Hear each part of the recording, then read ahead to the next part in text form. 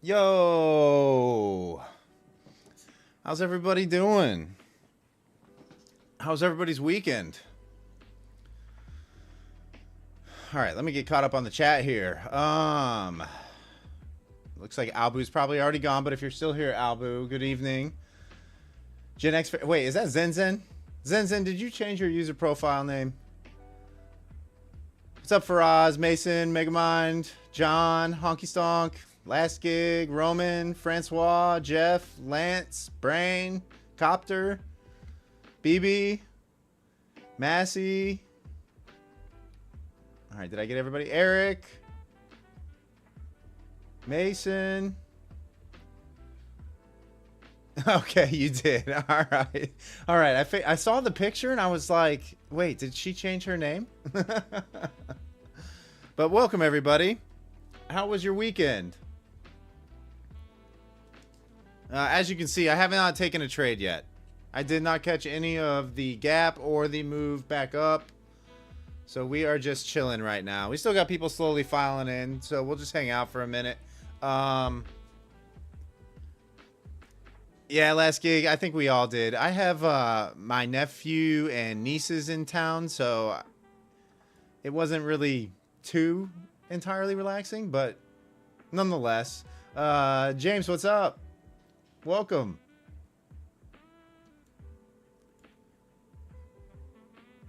And thank you to those of you who commented on my post that I made last Friday. Made me feel good. Made me feel good. Roman, you're hating this movement? Yeah, I mean, look, guys. We're still in a buy the dip situation on the Nas. We did not come down here and get below 780, the lows of last week. So just be patient, right? Like, there's no reason to rush into a bad trade this early. Until these lows are taken, we're going to be in buy the dips mode still. Much the same. It's going to probably take an extreme catalyst for us to really crack that level. So just be patient. You know, if dips start to look like they're holding up, try along at the appropriate spots, at the appropriate levels, and have a proper risk on, and you'll be fine. Yep, trust the process. Nothing comes easy, Megamind. You're right. You're exactly right. I think the hardest thing that we battle as traders is practicing that patience, you know? Waiting for price to come to you. You're seeing price move around a lot, 30, 40 points, 50 points sometimes, and you're thinking, man, I could have made, you know, $1,000 on this move. What's up, Sadesh? How are you? But I guarantee that if you find within yourself that ability to not click the buttons, trading does become a lot easier. Are you going to win every trade that you get into? No. I don't win every trade that I get into. You know, I'm probably between 72 and 78% somewhere. Something like that. But my risk is appropriate, and I let my winners run. Like that's the difference. Is every now and again I'll hit a really big trade that will secure my profits for the week, and it usually happens once or twice a week. So I pretty much make all my profits on 1 or 2 trades a week. Yeah, Arkham, I think a gap close is probably inevitable. You've got central pivot up here at 946, 22,946 on NQ. You've got buyers stepping in. It makes sense to make a trip up there, at least up to above 900 again.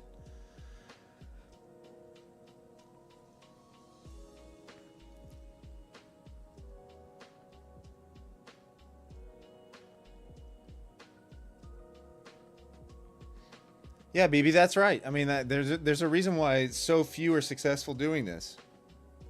And it's bad what happens on the internet. You know, they teach that, hey, you can become a millionaire overnight just by trading. But that's not the reality, right? Maybe 2% can do that because they got lucky and threw a bunch of size on and YOLO'd and got lucky. But the reality is, if you actually enjoy trading and this is what you want to do for a living, you need to take things slow. Right? It's very few out there in the world that can get lucky, throw massive size on, risk their entire account, and hit it big. You might as well as put everything on red on the roulette table and try to double your money.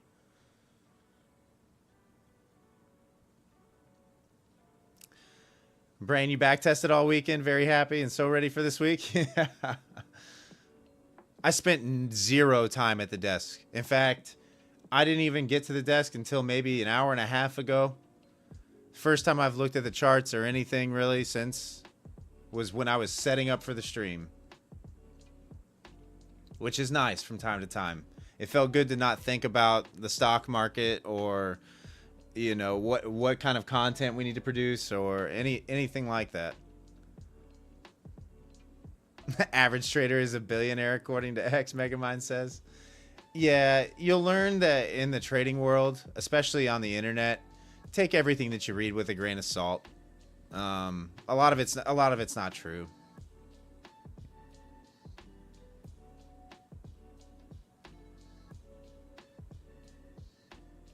Yeah, Zen, I enjoy my time away. I remember when I first started trading, I was always you hated the weekends almost, if you recall. You know, you were so ready for Sunday night to come around or Monday morning so that you could get back to the charts and keep trading. Now I've learned, okay, the weekend's here. I'm so thankful that it's Friday because I get to get a little bit of a break, right? You know, the week, especially now streaming and doing all the YouTube stuff, the weeks have become extremely long for me during the week.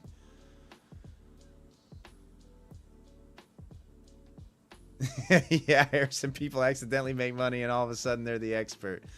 Yeah, look, if it was easy, they wouldn't need to sell a course, right? And honestly, a lot of times when you're buying the course, they aren't giving you their edge if they have an edge. Otherwise, they wouldn't be able to sell the course to you. You wouldn't continue paying for the course, right? I mean, I think people fail to realize that. The real good traders you kind of know because they don't want to give their edge away, at least not give it away so easily because they work so hard to gain that edge. So you kind of know who the really good traders are. And you just try to pick up on little hints that they drop here and there. You know, if they post an entry that they've had or something like that, you go to your charts, you try to figure out what they were seeing, when they were seeing it. Their edge is knowing how to take peeps' money. Yeah, there you go. Relaxation or upsell you on a 2.0 upgrade. Yeah. Yeah, last gig. So the Friday's close is up here at 9:38. Today's open was at 8:61. So technically we have a gap from that area. What's up, Donnie? I'm not sure. I'm not sure. We've left gaps behind recently a lot. You can see on the daily, we've still got a major gap down here on the daily that has not been filled. We've got a gap down here on the daily that's not been filled. So yeah, Nick, where do you find NQ Trading Plan? Nick, it's for YouTube channel members that have purchased the $5 a month membership. It's my trading plan is only available for them currently. It's the perk. But you can find other people's trading plans in Level Up Discord under the trading plans indexes section if you're interested for free.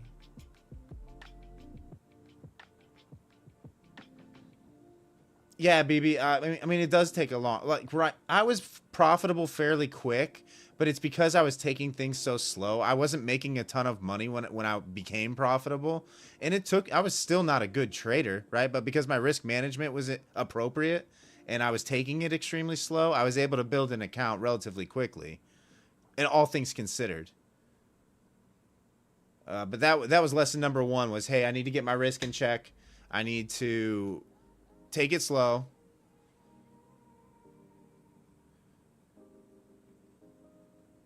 And see what happens. And you know, 6 months down the line, I had made, you know, maybe 40K, 30K, 40K after becoming. What's up, Mo?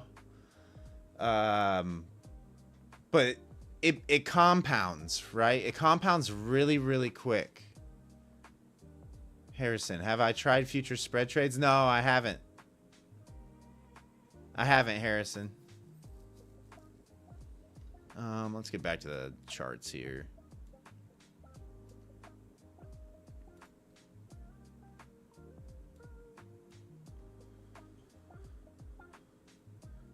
Yeah, Cripwalk, tell him. Yeah, guys, if you could, smash that thumbs up button for me for the YouTube algo. Looks like we got about 130 people in here right now. People still slowly filing in for the stream. Asia just opened here, it looks like. See if we can get some movement. It could be a little sleepy. It could be one of those GLOBEX sessions where, hey, we have this gap and they're just going to kind of tease the gap fill all night and kind of just chop in between these two levels.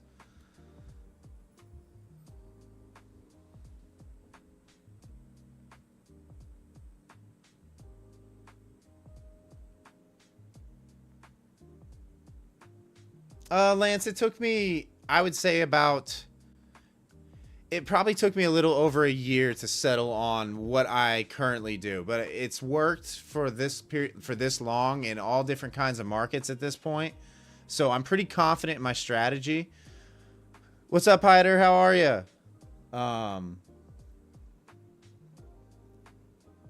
I would say it took me about a year and a half to settle on what I do currently.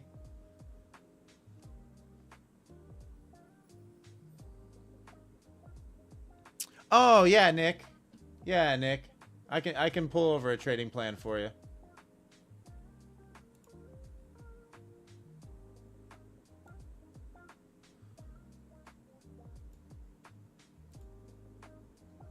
Like I said, obviously you don't have to purchase a channel membership, right? Like I'm not pushing a sale on you.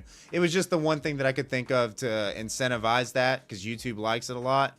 And at $5 a month, I figured this was a way I could pay it back, you know, so it doesn't seem like you're really paying anything if you have access to these. But this was Friday's trading plan right here. Key level 22,920 entries, both to the long side and short side.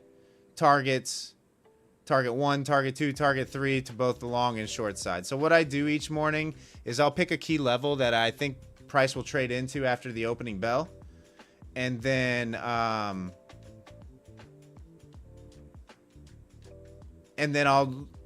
develop a trading plan around that key level, you know, both sides, so you can kind of see what you're getting into.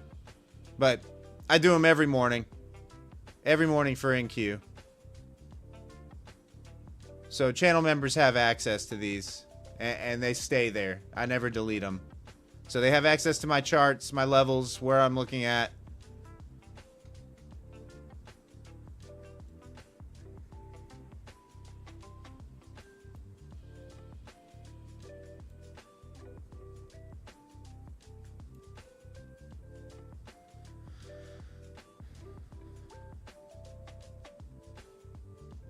Oh, yeah. Cheers, Lance.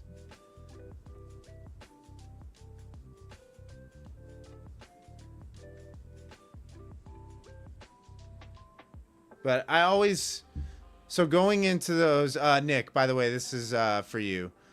I always pick a key level. What's up, Indian Burn? How are you? I always pick a key level and develop a trade plan. Okay, so Nick, here's my simple strategy breakdown with risk and everything involved. I've explained it a lot on these live streams, but I'll explain it again for you. So you see these gray boxes. These are areas that I denote as major support and resistance, or areas that I want to execute from, right? What I like to see is either breaks and holds above for longs or rejections of the bottom extreme of these levels.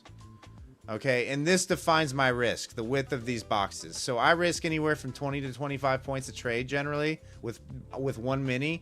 Longs, I prefer to be executing from the top side of these levels. Shorts, I want to be executing from the bottom extreme of these levels, targeting level to level, right?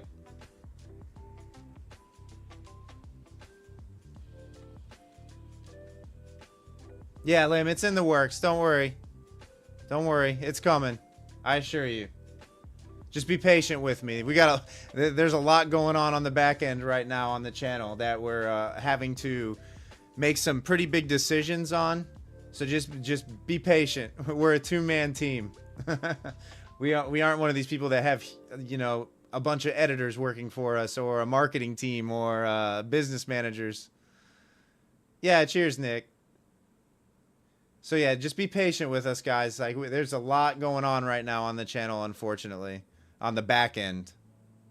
A lot of really important decisions are needing to be made very soon. What's up, Fletch? Yeah, you know, we never anticipated growing as fast as we have, and we're completely outmanned and outmatched right now as far as what's coming our way. We weren't expecting it, and so we're trying to just take it one day at a time. And I know that's frustrating for the viewer because they want to learn as much as they can, as quickly as they can, but just be patient with me. That's all I ask. This is all new to us. You know, I'm not a seasoned streamer. We don't have a big team working behind us. We are a two-man show. And we're trying, I promise.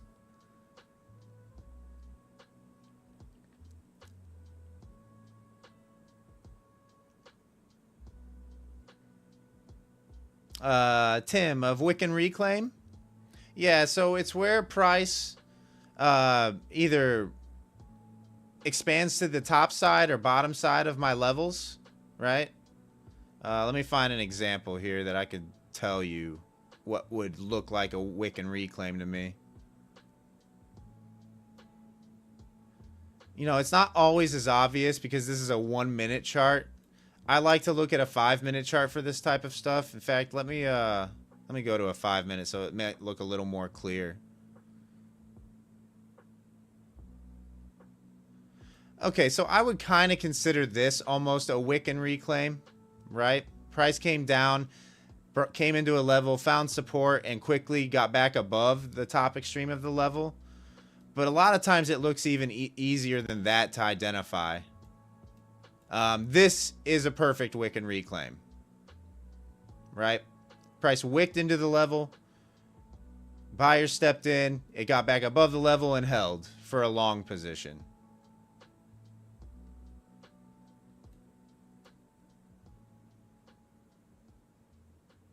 It's about as simple as I can explain it, but visually, this is kind of what it looks like.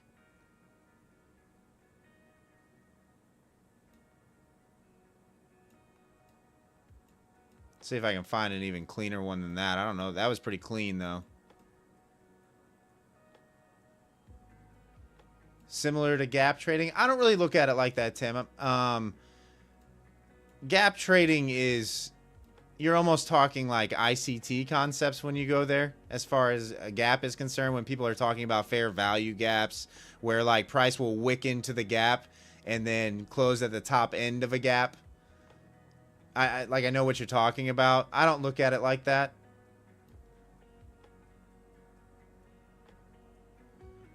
So relaxation, when I see that happen, when I see that wick down in, as soon as it gets back to the top extreme, that's usually when I enter. As soon as it breaks back to the top side, within a couple points generally is when I enter.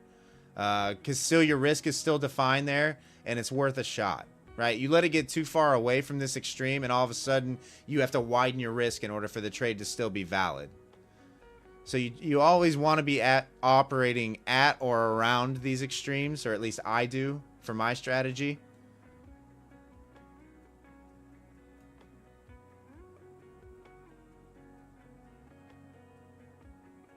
Copter, can I explain support and resistance? What's up, Sovereignty? How are you? Resistance is where price rejects a certain area or level or a certain price. Yeah, cheers, Tim. Is where price rejects from when price is attacking from the bottom side, like price is going up. Resistance is where price rejects and sellers step in and defend and price goes back down. Support is the exact opposite. So price is trying to break below a level, is unable to, and retreats back up. Would be support. In the easiest way for me to explain it.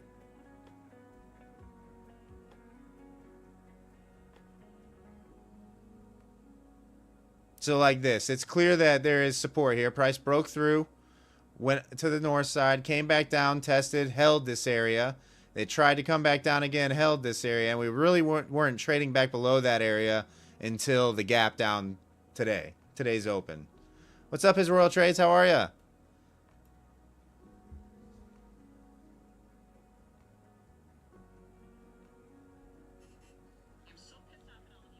Hey, thanks for the sub, Carmel. What is that? Carmelino?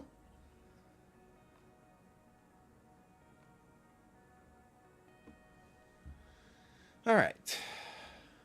Does that answer your question about support and resistance, Copter? Trying to do it as simple as possible.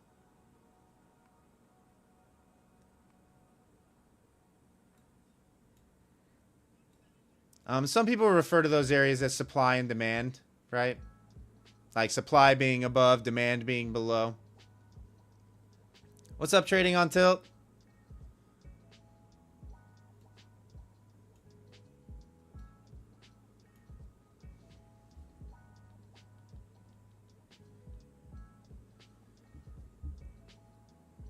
Oh, Porvi, cheers. Yeah, of course.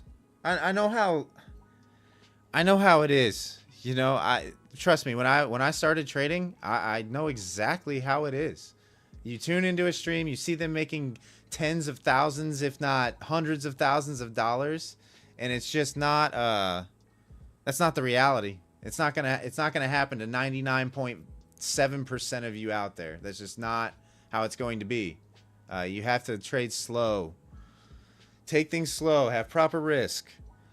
Even an average, like even like an intermediate or average trader can be highly profitable if they just slow it down and build the account over time. How many trades would I say I typically have in a day with my style? DJ, I'm usually between 3 to 5 trades a day. 3 to 5 trades a day. And I realize, oh gosh, staring at the charts for that long. Look, I'm generally done trading by noon. The majority of my really good trades are taken between 9:30 open and 11:30 in the morning. So really it's just 2 hours. Yeah, exactly, Jeremy. Scale it slow. Yeah, cheers, DJ. Like, I don't execute a lot. I don't execute a lot, and I wait for price to come to me. I do not chase price anymore. You know, like there's zero reason for me to get into a trade here. My areas of interest are higher and lower. Looks like S1 pivot is held for now. So until price either gets below this S1 pivot here and is holding below, I'm not interested, or unless price is above 900, I'm not interested.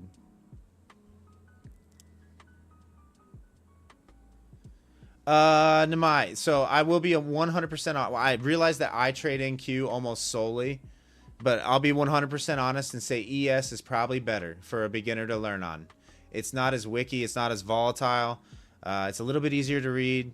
A lot more volume is traded on it. That's probably where I would recommend starting, and take it slow.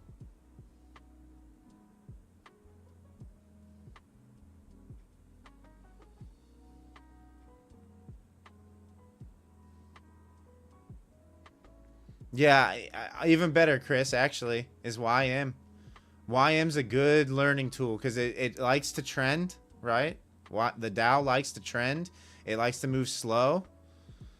It's a good spot. It's a good spot for beginners to learn, and it likes to trade level to level as well.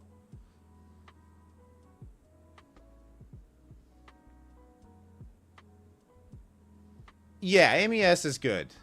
MES is good, Aporvi. Aporvi. I hope I'm saying that right. I don't know. I hope I don't butcher your guys' names. Wesley, those little blue lines plotting now are your ORB. Yeah, Wesley, they are. So that's the 30-minute Asia opening range that you see here. These two blue lines. So this will expand all the way till 8:30, so another 15 minutes. So 8:30 p.m. Eastern is when they'll be set. Sorry, I'm just getting caught up on the chat. It's moving a little fast tonight. Trying to answer everybody's questions. Yeah, DJ, that's the hardest thing in trading, right? Showing that patience. It took me a while to get there. Luckily, I'm a fairly patient person, like in real life, with my personality as well. What's up, Nahal? How are you? So it kind of suits my style. There's people who trade really well scalping out the market, really quick moves, you know, looking for just quick bursts.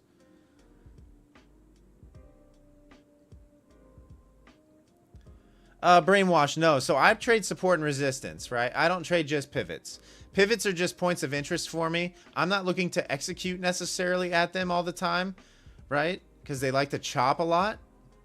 I'm looking to execute ideally at these gray boxes that you see, but these are key areas to watch, right? The market does move to them all the same. They can act as support and resistance themselves. But like this is a pretty good reclaim, retest, and hold for a long. But they are points of it. You'll notice on my trading plans, those that have access to them, I do use them as targets sometimes, just to lock in. So on my trading plans, those that have them, target one, if it lines up correctly and price goes the way that I want it to, I'm about 90% certain that target one's going to get traded. Target 2, if target 1 gets hit, I'm about, you know, probably like 65 to 70% that target 2 is going to get hit if target 1 gets hit. And then target 3 is like that runner, pray that it gets hit kind of thing. And it happens maybe, I don't know, once a week that happens. Big Dave, do I find Quant Tower buggy? No, I don't find Quant Tower buggy at all. Who is your data provider?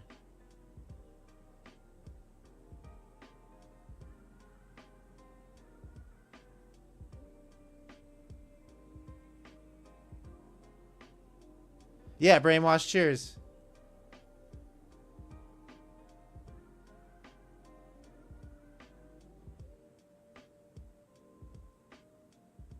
Old Tuck, I like AMP CQG. Okay. Yeah, I'm not sure, right? Mine's edge clear rhythmic data, rhythmic live data. I've never had any issues with it.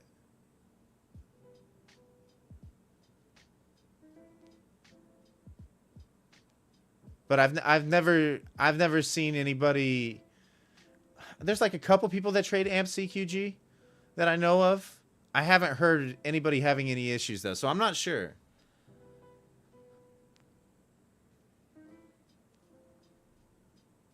I don't want to sit here and tell you that I know with 100% certainty that it's not buggy, because it could be, obviously.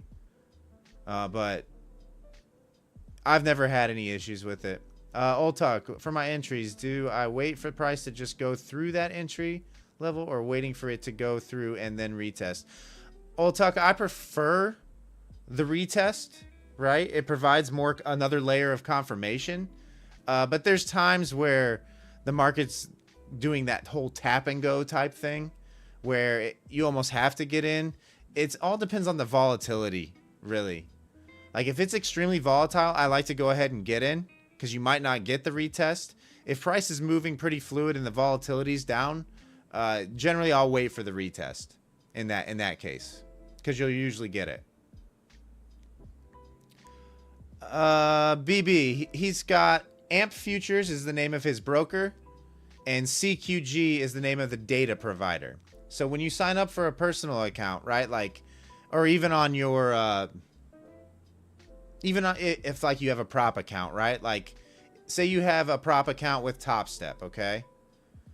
Top Step would be the broker, and then the data provider would be Rhythmic or Trade-Evate or, you know, whoever is providing the live data.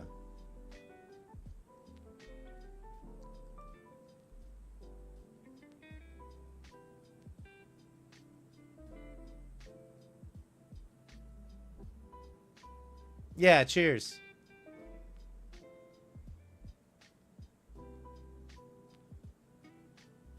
Cheers, BB. Well, guys, let's see here. Let's see how many thumbs up do we have right now. Guys, we also looked into. I know we've had a few complaints about the mid-roll ads. So currently we have it on the lowest setting that we can possibly have ads on for monetization. So if you're getting a lot of ads, I apologize, but we have it as low as it can possibly go.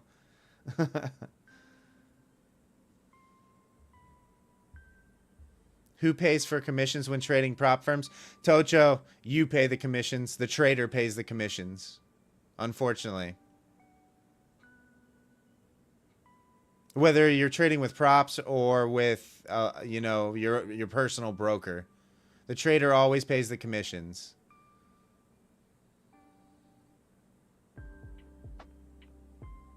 Brave ad blocker the best, even blocks Netflix and Prime ads. Indian Burn says. Oh, Brain, yeah, the imaginary commissions, yeah, 100%. It's just another. It's their way of for props. It's their way of sliding in slippage.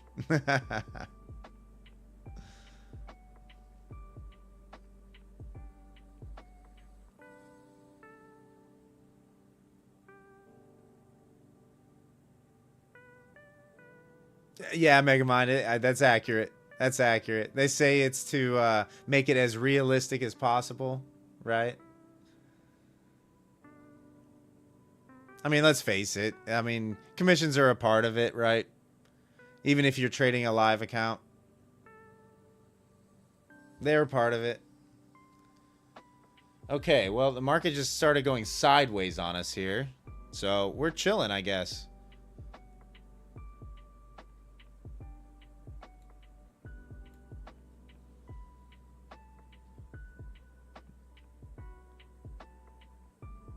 Yeah, Brain. Yeah, you agree with this? Yeah. Yeah, it's pretty funny.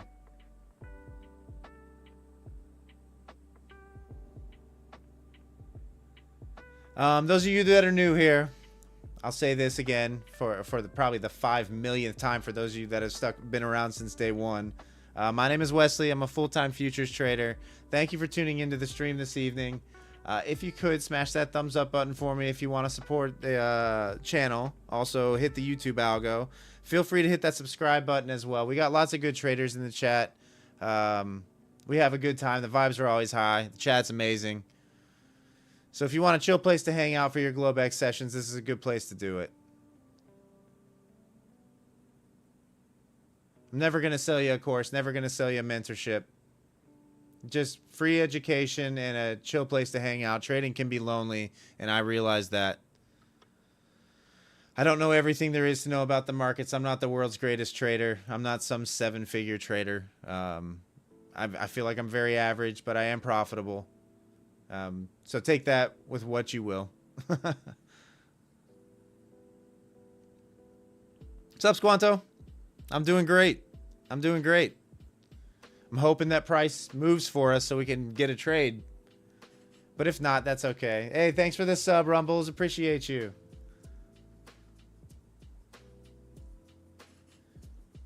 Thanks for the sub, Rosso. Appreciate you. Megamind, I don't think I'm above average, right? I'm just extremely patient. If I'm profitable, I'm above average. Okay. Oh, I'm very average. I'm one of you guys. You know, I've learned to not click buttons. Hey, Brad, the weekend was good. The weekend was good. It's always nice to get away from the charts for a few days. You know, hit the reset button on the mind. Think about other things other than YouTube or trading.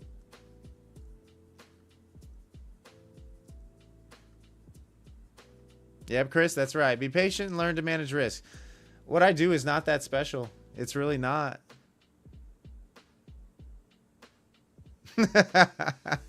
I've earned the right to use the Darth title if I want. All right.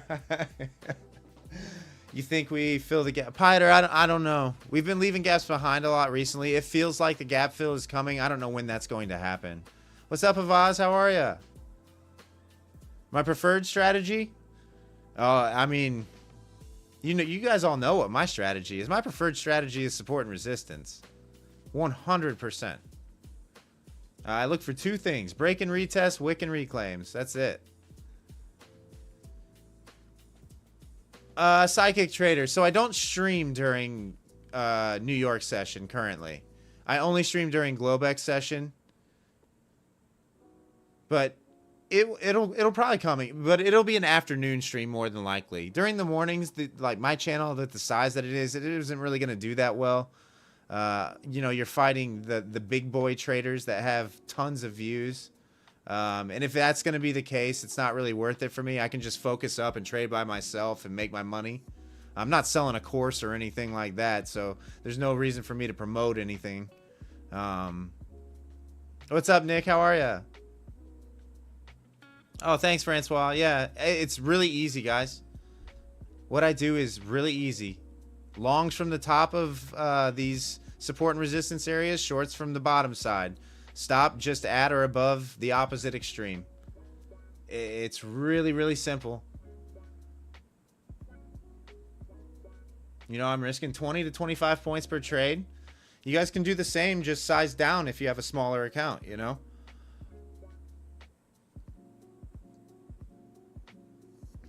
Nahal, so the areas that I have marked on, the levels that I have marked on my chart, like I said, are available for YouTube members only, YouTube channel members only. But if you're paying enough attention to the stream, like I have them marked for a long time. If you're paying attention to the stream and want to mark them on your charts, you know where I have them, you can mark them on your charts. Do they change? Yeah, they change. So I reset them every morning. But for the most part, like levels are levels. They don't change a whole lot.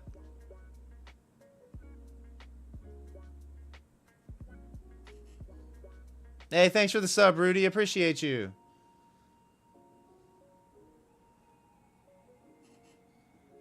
Thanks for the sub tag. Appreciate you. Wow. We got a lot of new viewers in tonight. If you guys are lurking in the background and want to say hello in the chat, feel free to say hello.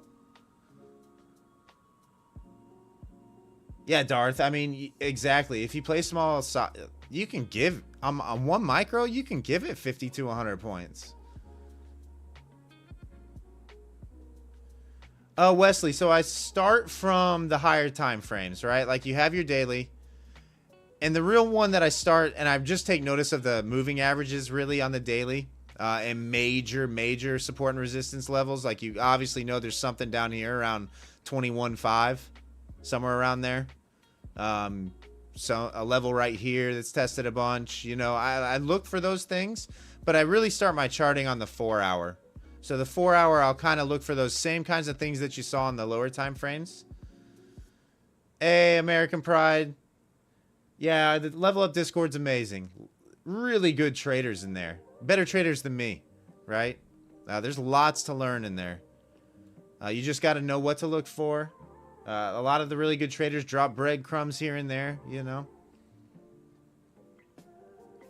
All right. What's up, Kay? How are you? You got the minute in. That's right. Oh, yeah. YouTube makes you wait a minute before you can chat after subscribing. I forgot about that. That's funny. Brain, do I trade the open ever, or I wait for initial volatility to calm down? Because we did reach the demand level you showed. Yeah, so I wasn't even at my desk when that happened, Brain. So there was no way for me to get into that trade. Had it came down and held like that, like what we saw, I probably would have taken a shot at it. You know, that's a pretty big drop without any really crazy news headline. So I probably would have taken a shot at it had I been at my desk. It'd be worth it. Because that's a good size bounce that you had. You know, I'm assuming you're talking about that hold above 800, right? This one. I probably would have taken it. Probably would have given it a shot. I might not have gotten in, though. That might have been one of those things where I placed a limit order. You know, and it didn't actually get to 800. What did it stop at? 803? So I might have not gotten tagged in. What's up, Kaz? How are you? Yeah, the weekend was good. Okay, so brainwash. You're looking at my daily. So what these are, the red line is the 20 simple moving average. Hey, what's up, Slylu? How are you? The red one is the daily 20 moving average. The blue one is the daily 50 simple moving average. The gold one is the daily 200, and the white one is the daily 100. So these are your major simple moving averages.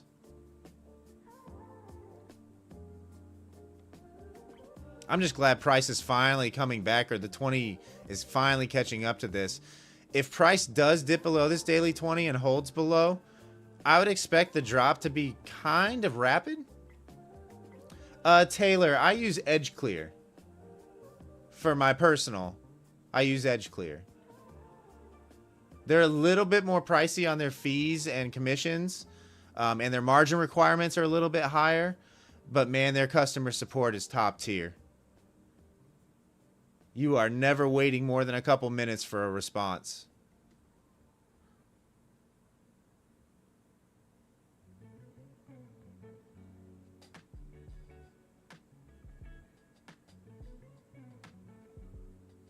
Yeah, brainwash. The only time I ever use fibs is like when we're trading up near all-time highs. I'll take that last big leg up and go from the low of that move to the high of that move and plot fib extensions and see if they're lining up with where pivots are at. I've started toying around with harmonic wave rotations to try and see if more of that lines up as well. But, you know, when we're trading all-time highs, it's kind of a guessing game where price is going to turn around or have resistance.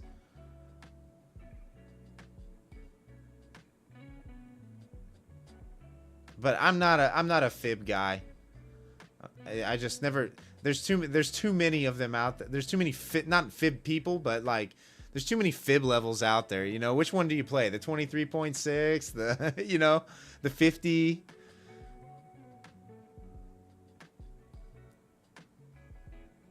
Roman Chop City. Yeah, that's what I mean. That's why we're having the 50 and the 61 is what you play. Okay. Yeah, some people have found success using them. I just never did.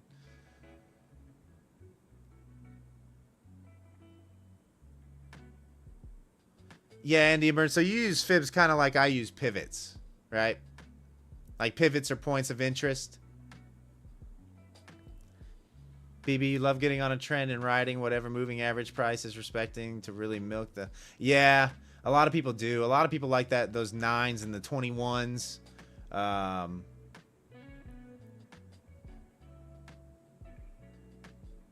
But my tradings, I had to simplify things, guys. When I had too much so I was looking at on my chart, I just never found any like real success with any of those kind of strategies. So I needed something to slow enough that I could execute, that my brain could easily recognize. Hey, SK, yeah, guys, if you could hit that thumbs up button for me. Later, SK, thanks.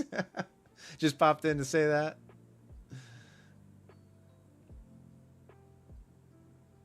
Your fib level only says full port, Copter? Oh no, Copter's over there full porting. Did the wife let you into the bed, Copter? I appreciate it, SK. Thank you. I mean, we're kind of seeing signs of rejection here. But I kind of wanted to make one more sweep up towards that 900 level before I think about it. There is aggressive sellers stepping in, obviously.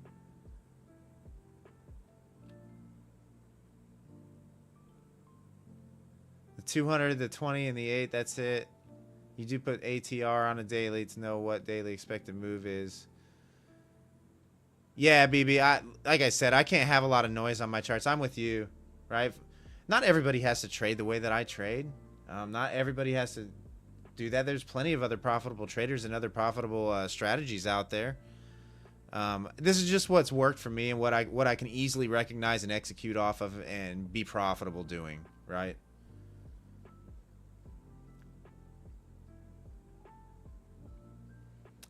Yeah, brainwash. So here's the thought process behind that, right? Is a lot of the good traders that I surrounded myself with don't even trade from charts anymore. They trade from the DOM. And so in my mind, I was thinking, okay, why are they good at this? And it's because they recognize patterns, right? Like pattern recognition is a lot of trading. So I figured if I can find one or two patterns in the charts that I can repeat over and over and over again, I don't necessarily have to know everything there is about order flow, as long as I can recognize those things in the candles, right? And execute off them and keep my risks small. And it worked out, right? My brain doesn't process numbers and information as quickly as some. So I needed to find a strategy that worked for me. And this is what works for me.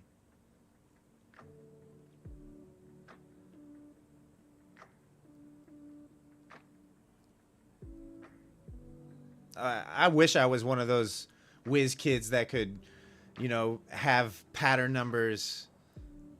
I'm giving a lot of info away, Impulse Waiver says. I wish that I was one of those people that could process a lot of data and a lot of information really quickly, but I'm just not. My brain just doesn't click on that level.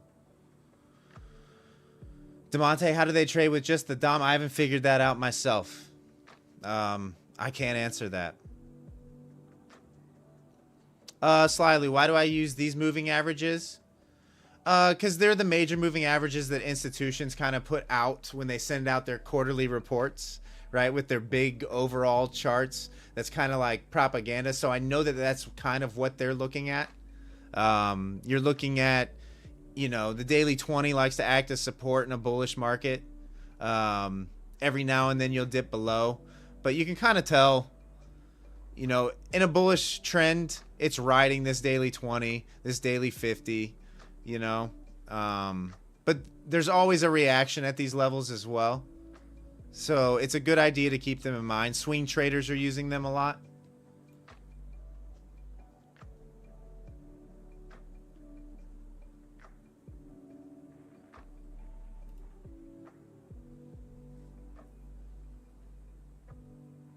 American Pride, no, some of them just use the DOM.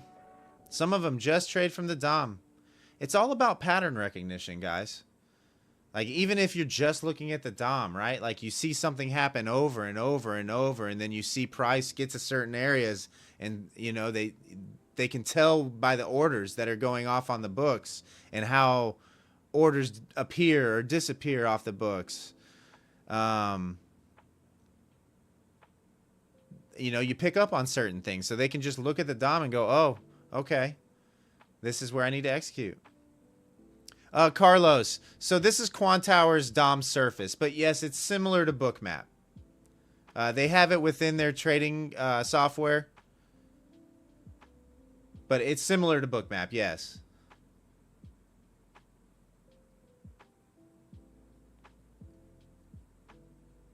Preneurs patterns like now, short.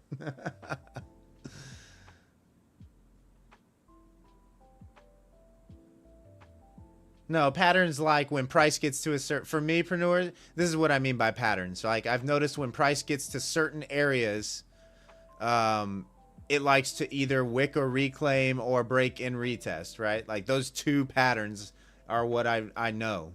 Are what I know how to easily recognize, know when I'm wrong relatively quick, or know when I'm right and let it run.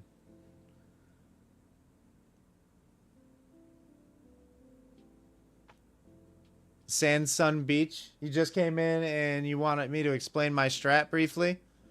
All right, so those of you that have been tuned in for the whole stream, just kind of plug your ears for a minute while I explain this for a minute. I'm a support and resistance trader, Sand Sun Beach, and what the gray levels that you see here, the gray levels that you see here are areas that I've denoted as major support and resistance.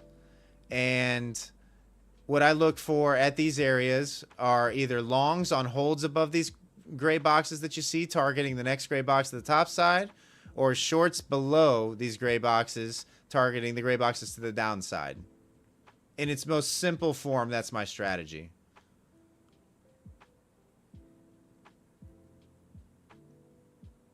Streaming, control, alt, repeat. Yeah, I know. I realize, guys, I answer the same questions a lot. But it's fine, right? Like, I remember I remember being a beginning trader and probably asking some of the questions that get asked to these guys a lot. But the one response that I always got was either I was made to feel stupid or they just completely ignored me. And I don't want to be that kind of online presence, right? I want beginners to be able to tune in and not have to pay $2,000 to be explained what I just explained in 1 minute, you know? I don't think it's right. Yeah, Sand Sun Beach. I would go back and rewind a lot at the beginning of the stream. Taylor, my best trading day, my biggest trading day. I'm not going to say it was my best. If you're asking about profits, my biggest trading day ever was 18.5K. But I can't say it was my best trading day because I put on way more size than I should have. And not that I got lucky, right? It was within my strategy, but I was way over leveraged. Let's put it that way.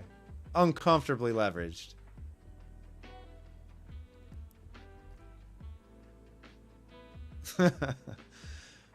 Yeah, Taylor. I mean, look, I'm not one of these guys that's going to sit here and say I copy trade 20 accounts. I hit a 20-point trade across 20 accounts and made, you know, $4,000 or whatever. That's not the way that I trade. The gurus that you see online or the influencers that you see online, that's just not the reality of trading. Taylor, mainly I do trade YM from time to time. I do trade ES from time to time. I do trade RTY from time to time, but mainly in Q. It's what I'm comfortable on. It's what I've learned on. It's what I know the best.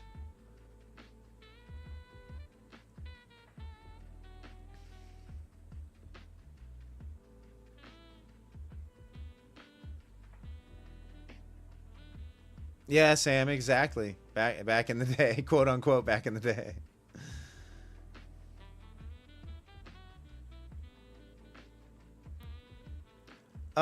American Pride, I'm not going to answer that question because I don't want this channel to be about the profits, right? And I'm sorry if that hurts you or makes you lose respect in me, but I'm not gonna talk about what I make.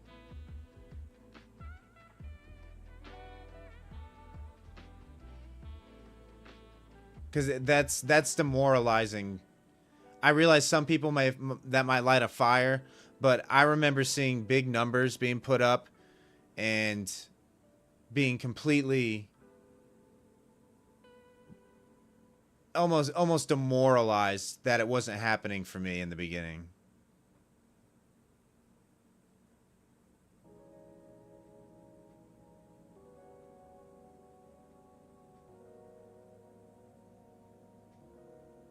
No, Sandsun Beach. I look at everything that you see on my charts. I look at everything, right?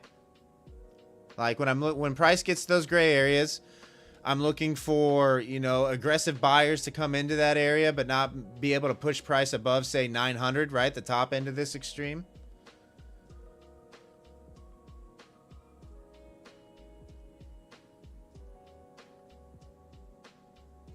Yeah, Sam, exactly. Oh, you know, that would indicate absorption to me. And what I'll look for is like price to come back down and hold below this 880 area. So kind of like a wick and reclaim what I explained.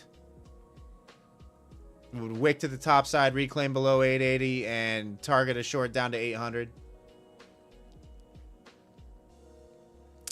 Yeah, relaxation. That's about right. So like beginning traders, they don't need to see the 6-figure account balances or anything like that. Take it slow. That's not how I started, right? My first year was maybe $20,000, $30,000.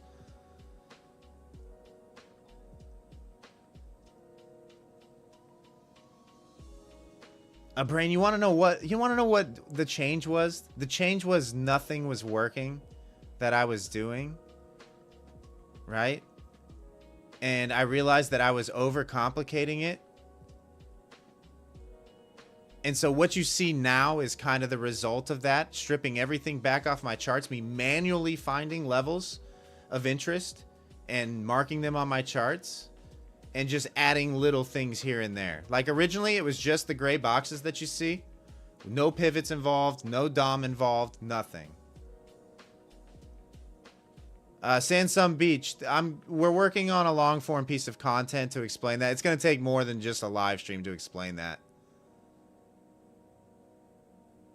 Right, but if you want to learn how to locate levels, I'll give you two guys that you can go to right now and you can watch. They're two that I watched 3 years ago that were very good, that I find valuable. One, that have free information. They do sell courses as well, but they have the free information out there that you can learn. Carmine Rosado is one with order flow and supply and demand. And the other one is Vincent Desiano, who's really good at locating areas of support and resistance. Those are two guys that I believe they know what they're talking about, right? And they'll explain it very, very easily.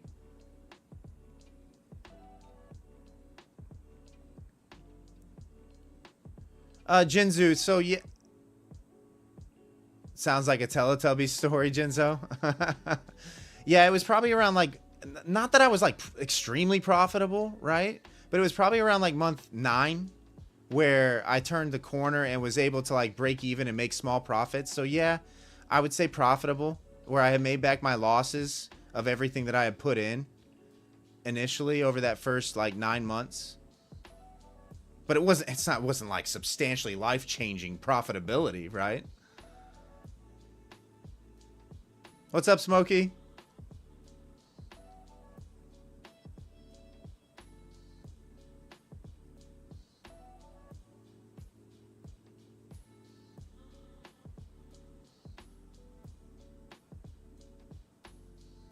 Oh, thanks, Sansom Beach. Yeah, honestly, I think Vincent does a pretty good job explaining that. So does Carmine. It's pretty. Hey, Smokey, enjoy your evening. They both explain things really well. You know, I didn't know what I was doing in the beginning at all.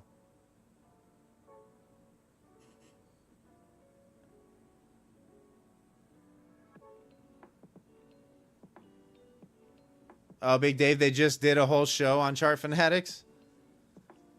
It was a good watch.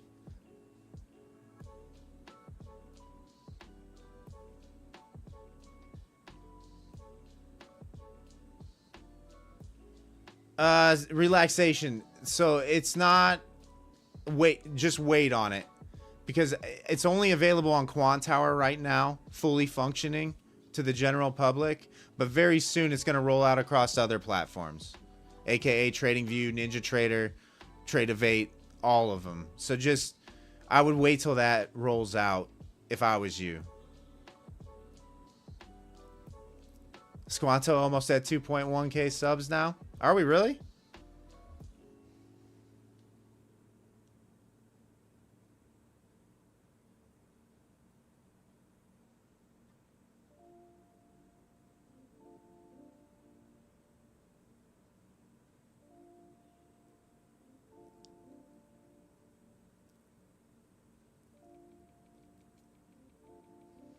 I mean, how many people we got in here? We got almost 230 people in here right now.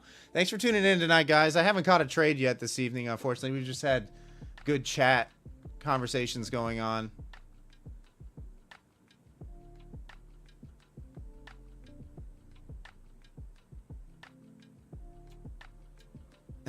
Yeah, Indian Bird. It's a good indicator. Like, if you're a mean reversion kind of indicator, the Glizzy Clipper's not, like, it's a good indicator. I mean, gave you the buy signal at the lows down here, right? This is on NQ. ES, I think, printed as well. I think all the indexes were printing. It gave you the signal down here. YM.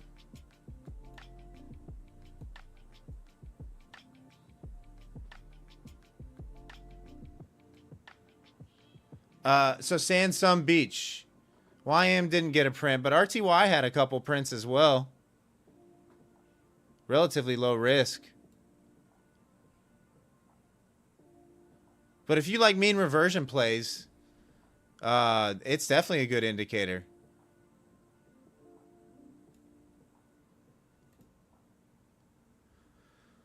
Why do we trade GLOBEX session? Sandsum Beach? For me, you want the honest truth? I didn't trade GLOBEX session until we started, until we moved the live streams over to the GLOBEX sessions. My channel, so I've actually been streaming for almost a year now, coming up on the 1-year anniversary here, I think this week. And the channel just was not seeing any growth. As soon as we pivoted to GLOBEX a couple months ago, all of a sudden, all the names that you see in the chat were able to find my channel because I wasn't competing with the guys who have 100,000, 200,000, 300,000 subscribers anymore. So you probably wouldn't even have found me had we not moved to GLOBEX. So that's why I trade GLOBEX now, is because it benefits the YouTube channel. But yeah, like 3 months ago, we had 15 to 20 people tuning into my live streams.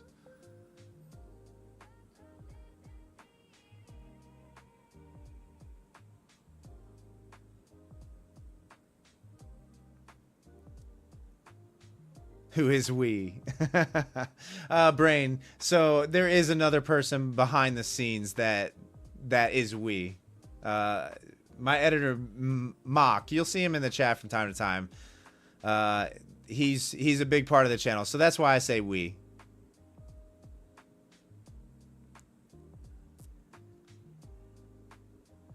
Yeah, Sand Beach, right? It performs in no matter what time of day it is.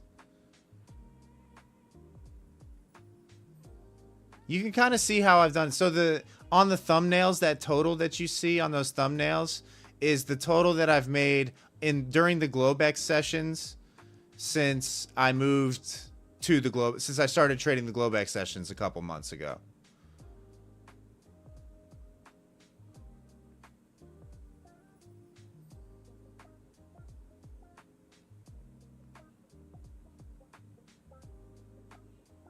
But yes, it performs in both.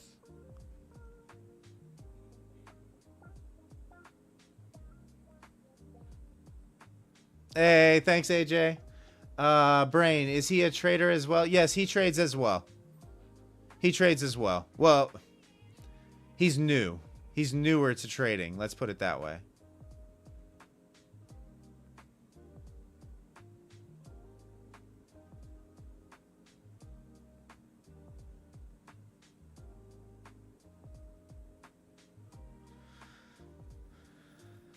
Yeah, Grumpy. I mean, look, you know, the people who have day jobs, the 9-to-5s, don't really have a lot out there as far as, you know, trading content is concerned.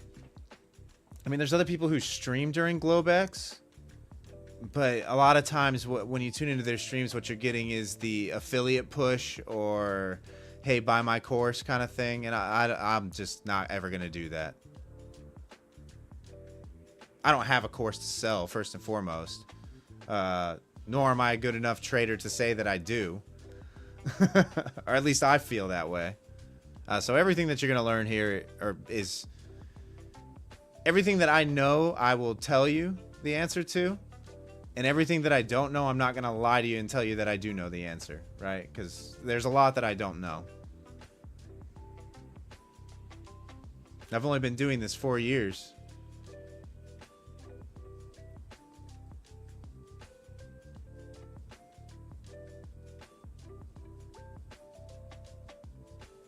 But maybe somebody in the chat does know those answers. So that's why we have the community. That's why we have the channel. Hopefully everybody benefits from it, you know.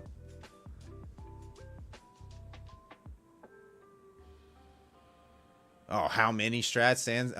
So Sand Beach, I was one of those guys where if something didn't work for a week, I was trying something new, trying to find something new. I bounced, I would say, I don't know, 7 or 8 different strategies in the beginning, and none of them seemed to work. I tried initial balance. I tried opening range. I tried, you know, fibs. I tried everything. I tried everything. And inevitably what would happen is, you know, you would find some success in the beginning, and then it would fail you, and the risk just wasn't there. 214 views. I'm blowing up. I don't know. 240. It's a lot of people, right? It's a lot of people, Derek. I don't know if we're blowing up, but I appreciate everybody tuning in, man. Like, I don't know what's going on the channel. I'm an average dude. I am not the world's greatest trader. Oh, TK, cheers. Cheers. Yeah, I think the online space and trading just lacks a lot of that. Right? Like, newer traders come in, they ask the question. Thanks for the sub, Trader J. They come in, they ask questions, and they're either made to feel stupid or get completely ignored. And I just think it's wrong. Like, a lot of these influencers forget that the reason why they are where they are is because of that chat that they have, right? Those people. So you guys are the rock stars here. Like I said, I've said it a million times. You guys are the ones who deserve all the credit.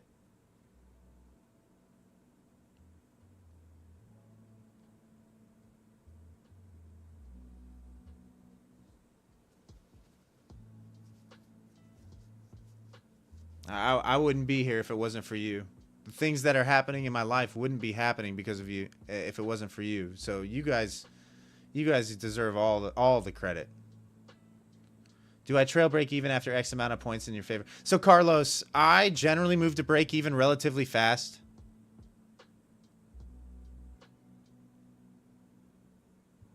Oh, cheers, Sandstone Beach. You out of here? Enjoy your evening.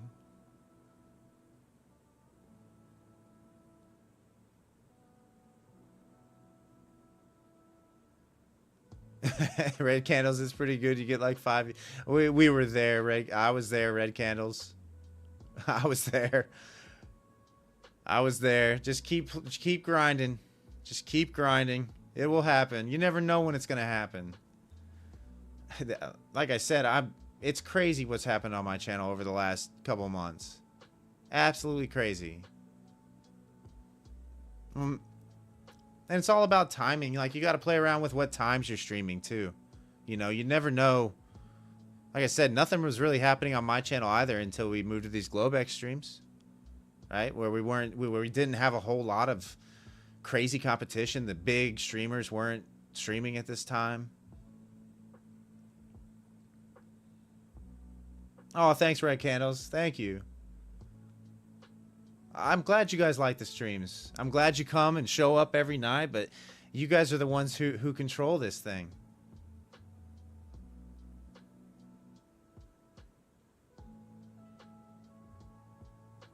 You know, it's your stream every bit as much as it is mine. I just happen to be the face behind the camera.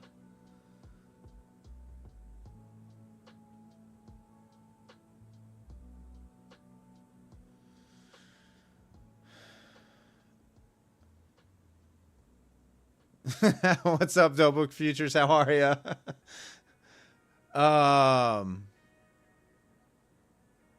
So on NQ, Indian Burn, the Glizzy, you won't get a Glizzy print until price is back below the Keltner channel, and it has to still be in between these two buy area expected range lines. So unfortunately, if the outer band of the Keltner channel goes below this, you will no longer have the opportunity to have a Glizzy print.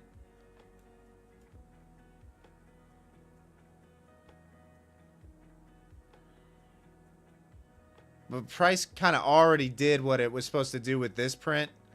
So now it's just, I don't know that you're going to get another print, another buy print at least. You could get a sell print to the top side, like if it goes higher, above 23K. But I think the buy areas are probably done.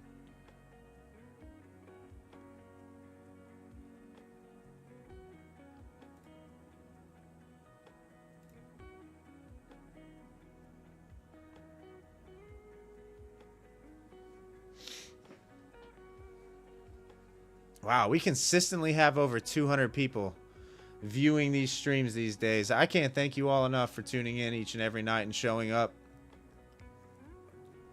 This ride that we've been on has been unreal.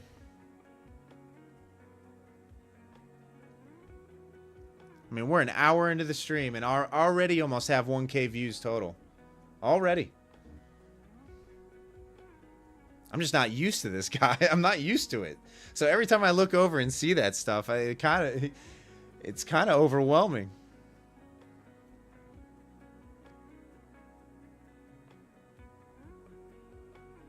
Man, price is just going sideways here.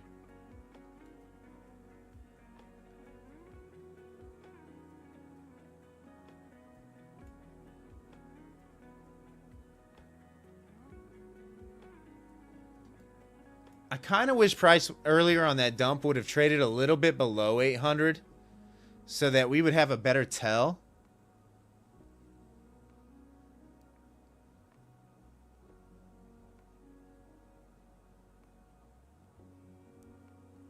Oh, volume profile stuff, Grumpy? No, I really don't. Imagine if I was trading, Coach Fred says. I am trading.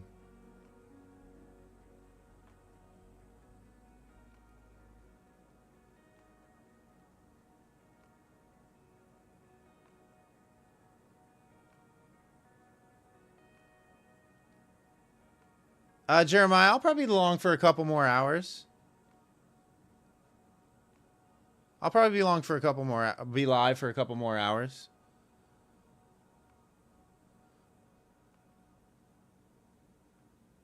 Fred took one too many edibles, Megamind says.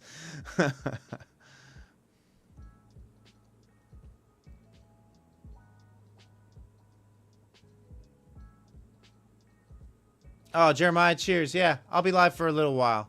Come hang out.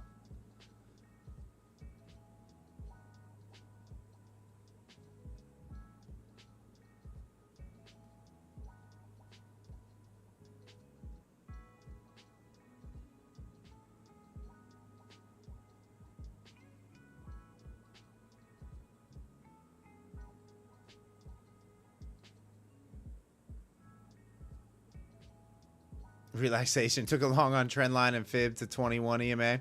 Nice. Yeah, price is just nowhere near any executionable level for me.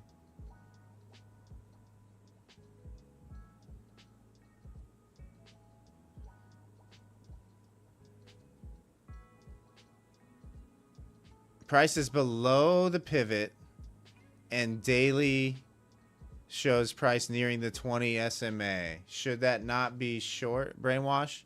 So you're saying that because price is getting close to this 600 area. I mean, this is 250 points from where current price is down to this daily 20 right now, right?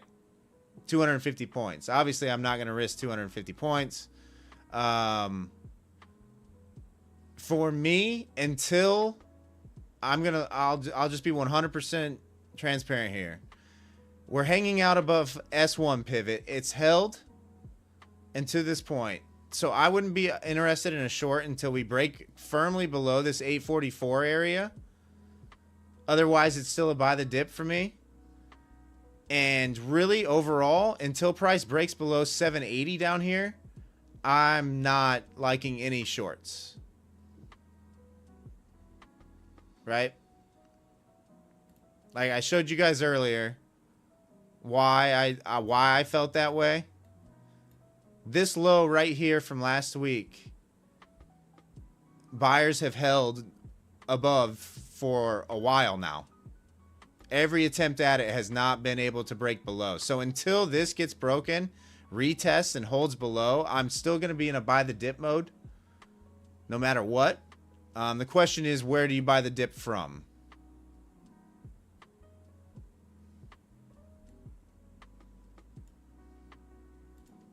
So I would prefer my long to be from 800, but I would try 844 if we got there. If it showed that it was still holding its support, like if we saw buyers stepping in over here, aggressive sellers getting absorbed or something like that. We do have an order down here at 830. There is a lot of volume. It looks like the interest is definitely lower down into that 800 level.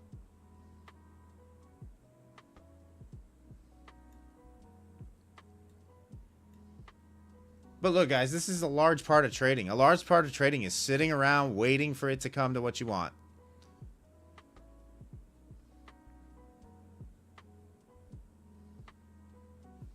You show 829 here. Let me look because it's different. No, it's 844 is support 1 on the pivots.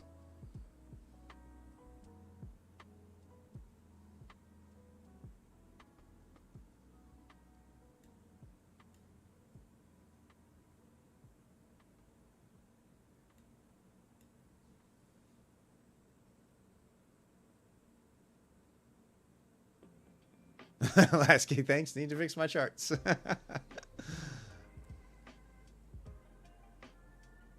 Yeah. Guys, it's okay. Like, we're going to get people in here who are going to be like, yeah, it'd be great if you'd take a trade. You know, like, it's going to happen. It's going to happen. Right? My trading is boring. I say it all the time. It's extremely boring. Father of Legends. I think it's floor trader pivots 2 on TradingView would be the equivalent. I think it would give you kind of that same within a couple points.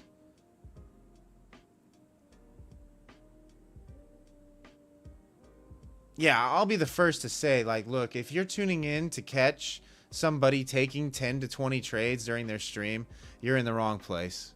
Like, you just are. I'm way past the point. Hey, thanks for the sub, Edwin. Appreciate you. I'm way past the point. Yeah, cheers, Father of Legends. I'm way past the point of feeling, you know, anxious or being influenced by the chat in that manner.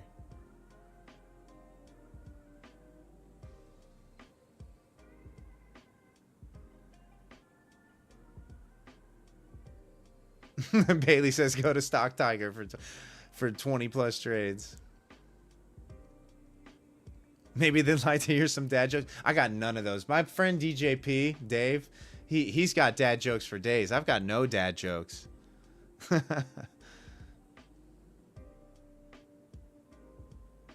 Yeah, Megamind, that's true. I mean, if your trading's not boring, good trading does look boring. It just does.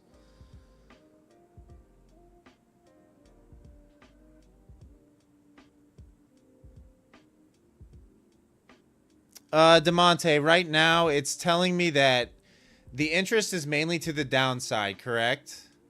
Right, that's what that's telling me.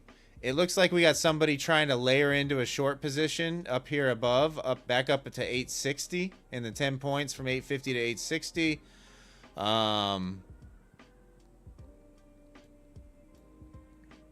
It's also telling me volume is extremely light right now. It's looking like 800 might get traded.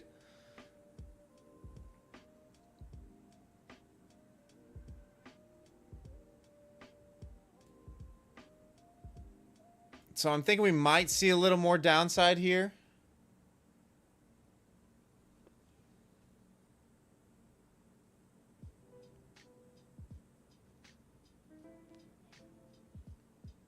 Stock Tiger stresses you out with his trading. Does he just sling a bunch of size, Indian Burn? Does he just go in wherever price is at with a bunch of contracts? I've never watched one.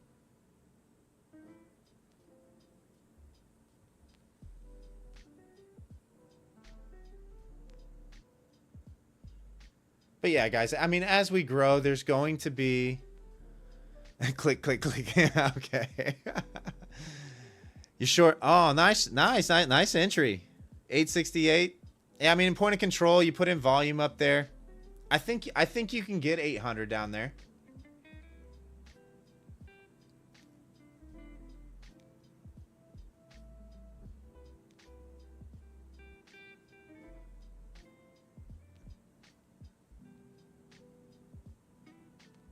Is he okay? So is he one of these guys that has a bunch of affiliate links all over his streams? Like, is that the kind of trader that he is? So he's just, hey, let's sling as much as we can and try to come out a little bit break even and make a little bit of money with the affiliate codes kind of deal. Real traders full pour, Copter says.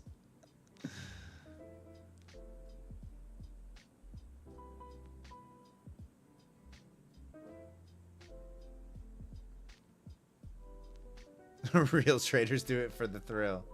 It's pretty thrilling when you get into a trade. Oh, Grumpy, that's exactly why you... Okay. That makes sense.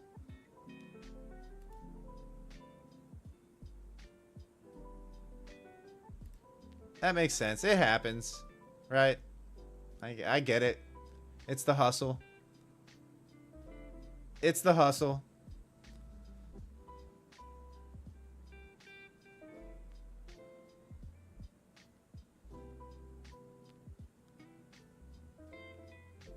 I can hardly see a screen for all the ads. Yeah, I mean, look, they got to make their money, right?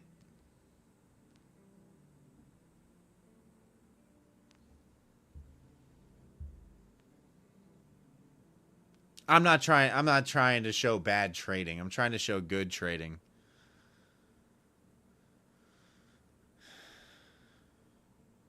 Seems like a nice enough guy. Yeah, it's nothing against any of them personally.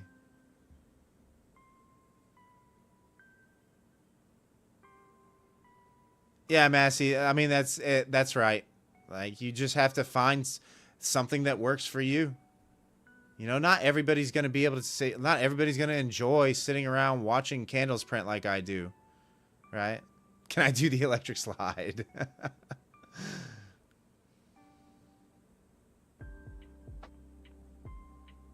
I don't know if I would trust that, Brainwash. I mean, would you trust that? Would you trust AI to execute your trades for you?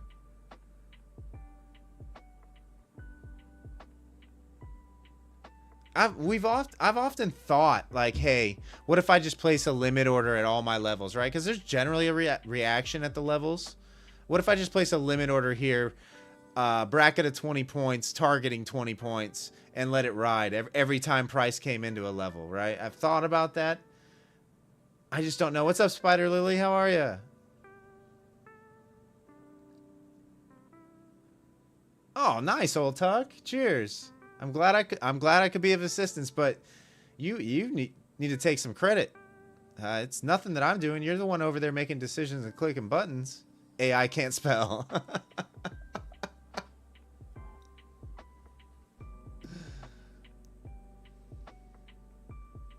Chris is like, we trust it for about everything else. Yeah, I don't trust it. I don't know. Not when it comes to money like that.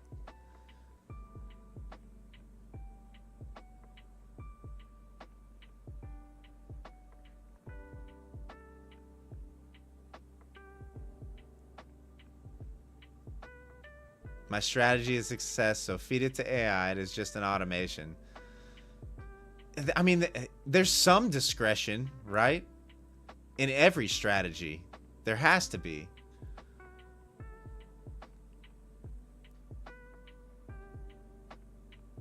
If you don't make this 10K, Wes AI is going to be your new wife. Copter says.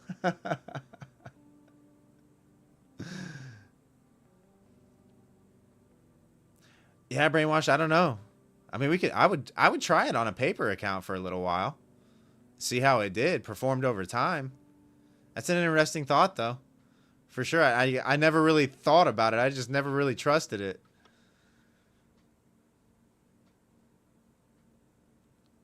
I definitely wouldn't put real money on the line, I can tell you that. Initially, I would let it run for a couple months.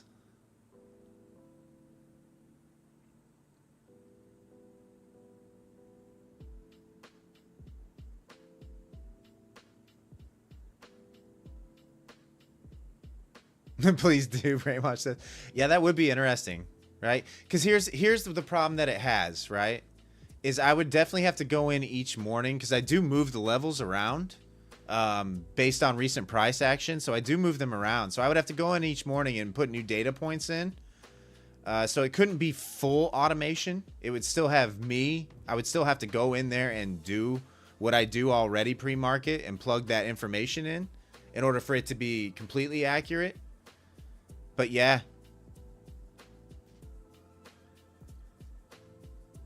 All right, Brainwash. Yeah, cheers. Yeah, feel free. Yeah, I'm seeing the pivot there, old Tuck. It could just be one of those bounces back up into that 30-minute Asia opening range up here. Like I said, you got someone trying to layer in a little bit higher. The heavier interest is down here to 800. Like, more interest is to the downside still.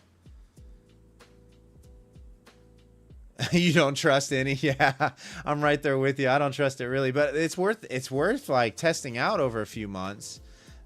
But it definitely, like, it's still going to take me because I do move levels around. They don't just stay in one spot.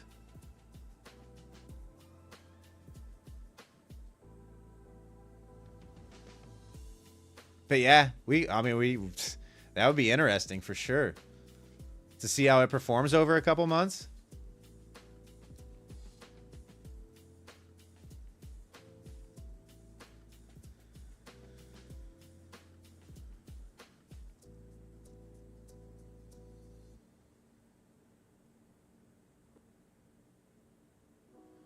Yeah, yeah, exactly. That's what we were just saying on Sim.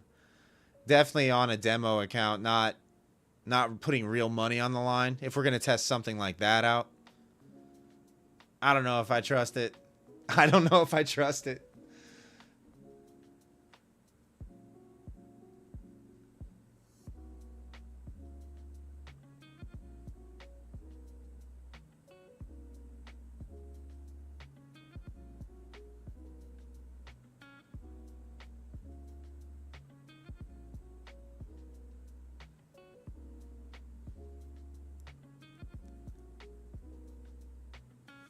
A copter. If I teach you everything, look, I don't know everything, guys. Yeah, Demonte, like a lot of it is discretion, right? Hey, Danny boy, have a good evening and enjoy the rest of your night. A lot of it is discretion. Because that's the other thing. You never know. Like, what do you do with news events? What do you do with Trump tweets? What do you do with those kind of high volatility events? You know, when it's automated, it's just going to take a set standard of criteria that needs to be met in order to execute. So I just don't know how it would work like that.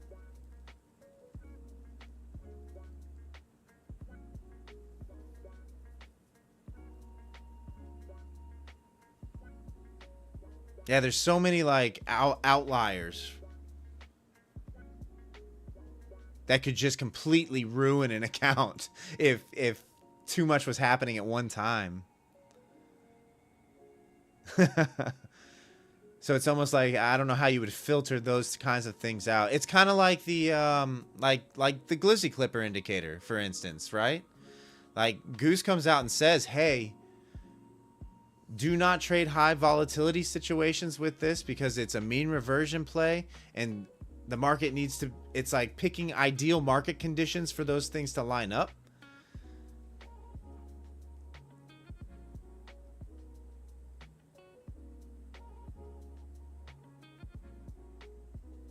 So yeah, I don't know. Like, even with his indicator, right? Like there's still discretion involved, correct? Like you're not trading news events, you're not trading high volatility.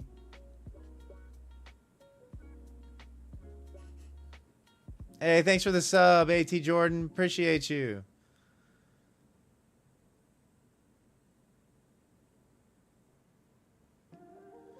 Yeah, BB, I'm kind of the same mindset as you, where I don't like news is it just really affects volatility and it's kind of like an impulse reaction.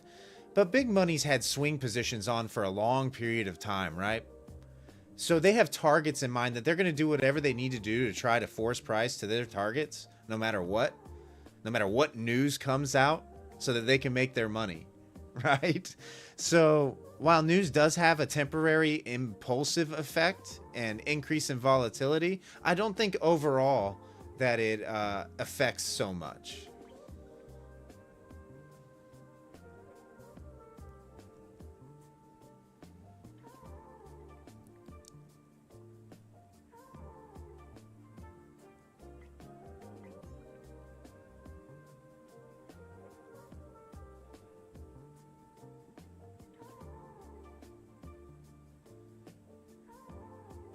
Too many news, war, Trump, and the rest from the world.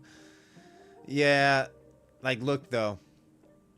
when there was all that Iran and Israel stuff going on, right? A lot of traders thought, oh man, this is it. The market's going to collapse. Guys, the one thing you need to keep in mind is war is big business, right? Like, it's a big business. It generates a lot of money. People sink a lot of money into it. So is the market going to collapse? No. Money's just going to shift from one sector to another when things like that are happening. So it's not that the money's going to completely disappear out of the markets, right? It's just going to make a shift. But war is big business. It's big business.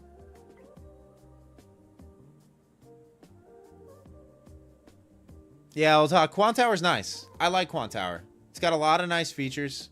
I think to get its full capacity, you need a full license, whether it's through, you know, your prop or, you know, your personal broker, if they include it. But I think at least level 2 is needed in order to be really good at trading, like to see everything.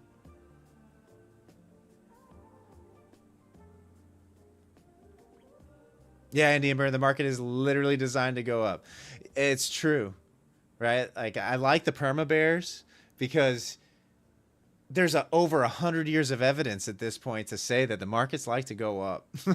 You have a very brief period of time to capitalize if you're one of these people that likes to only short the market. So you better capitalize when it is in that, you know, 20 to 15 to 20% of the time when the market's trending down.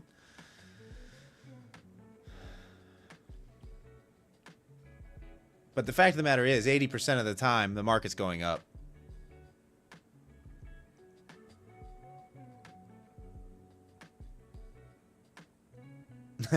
Level up with level 2. Level 2 is, I think it's imperative. Right? You get to a certain point in trading where you realize that there's just so much information there in the DOM that if you don't have access to it, if you can't see it, you don't know what to expect or what's coming. There's so much information there. All right, we are definitely coming down into it now. And kind of heavy.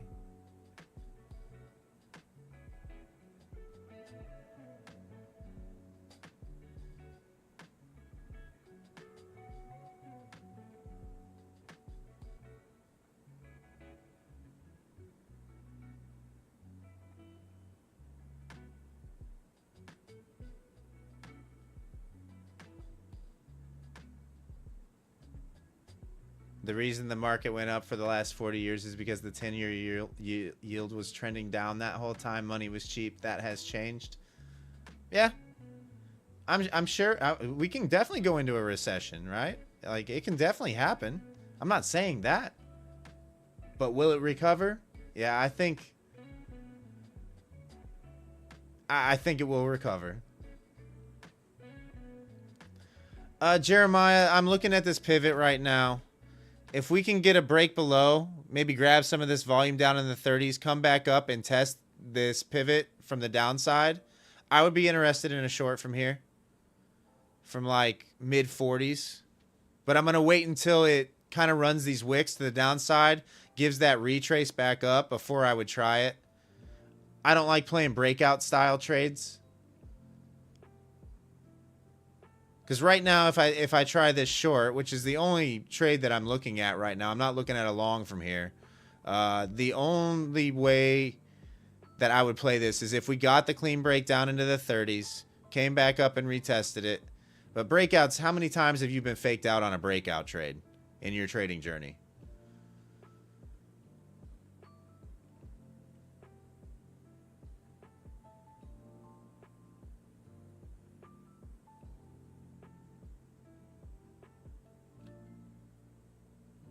Too many, Jeremiah says. Yeah, that's why I don't like breakouts.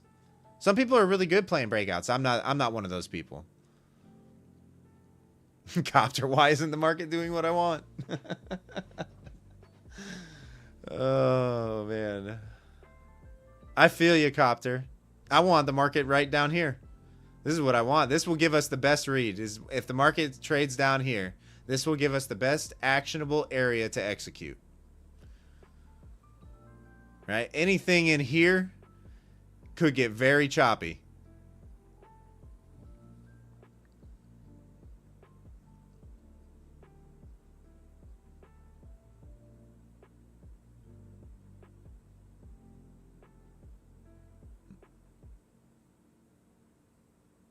Yeah, exactly. That's what I'm saying. Yeah, BB. Like, we wait for confirmation at this point. You never know. I have tried playing the breakout trades a lot, and sometimes they work out, but it's a very low percentage time. And then how much risk do you put on the table for those kind of trades too? You know? Like, even if you have your wrist tight and it retraces a little bit and grabs your stop and then goes, chop solidate, Zen Zen says.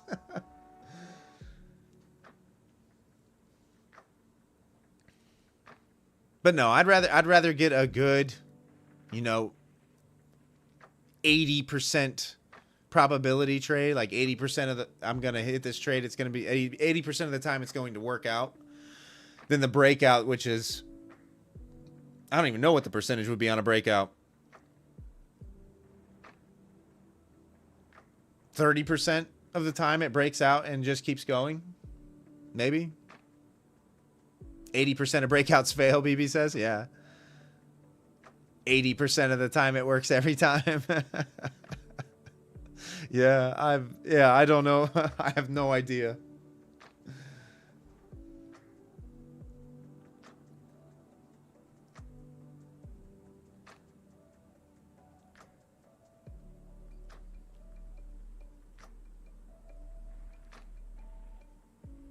$42? Dope Book Futures, 42?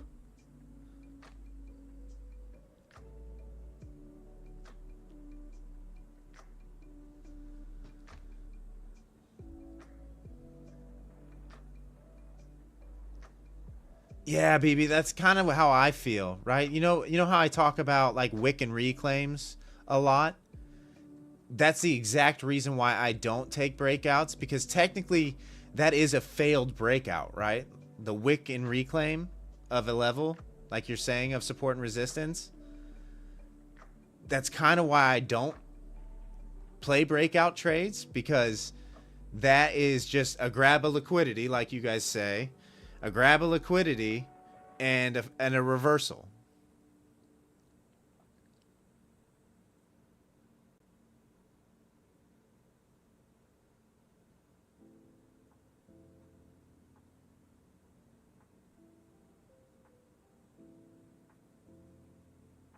Yeah, I've never seen Hitchhiker's Guide to the Galaxy. The answer is always 42. Was that a line from the movie?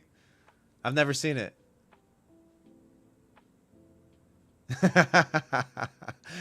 Oh, okay. All right.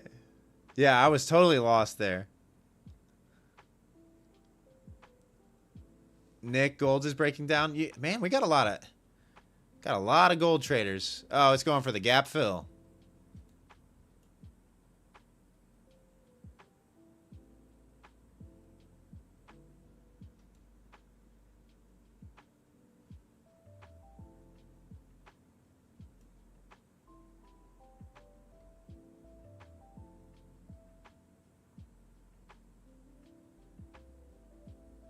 Daniel, that's why you trade liquidity grabs with divergences between NQ and ES. So are any of you guys delta or cumulative delta traders? Like, do you guys use delta in your trading?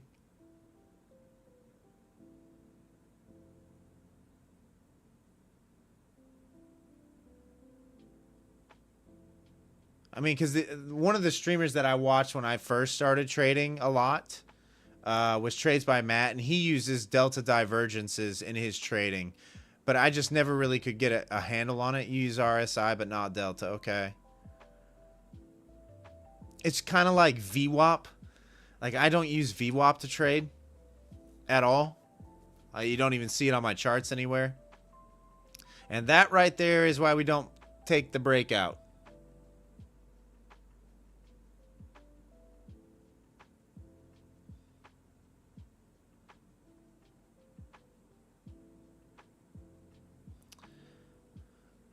Yeah, dope book futures. I don't really have anything like that on my charts because I wouldn't even look at it.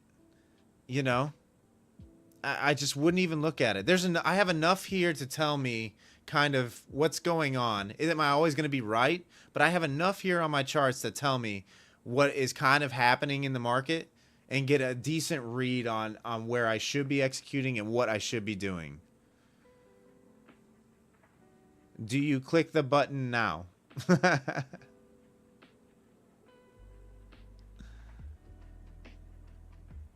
I mean, look, the pivot held. This could be, I don't know, guys. The market's sideways. What do you want me to say? What do you want me to say? The market's sideways. We're trading sideways. It's a 40-point sideways, but it's trading sideways.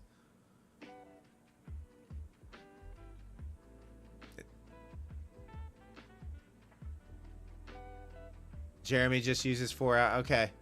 Yeah, that makes sense.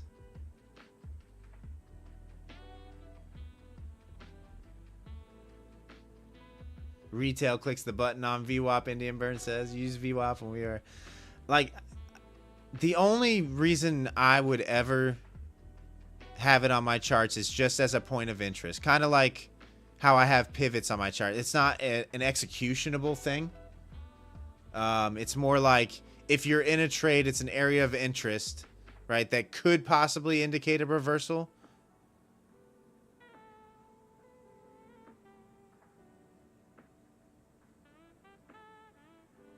Yeah, Daniel, best entry right now is just sit on your hands.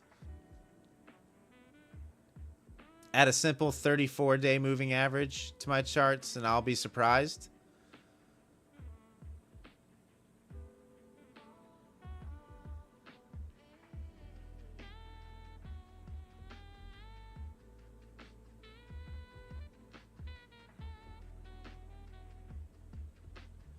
Yeah, I'm not adding anything else to my charts. I'll tell you that right now. I've been down that road. I'm not doing anything else. Look, guys, it's Sunday night. We got a long week. No, Dr. Zay, I don't trade Bitcoin. I don't trade Bitcoin futures.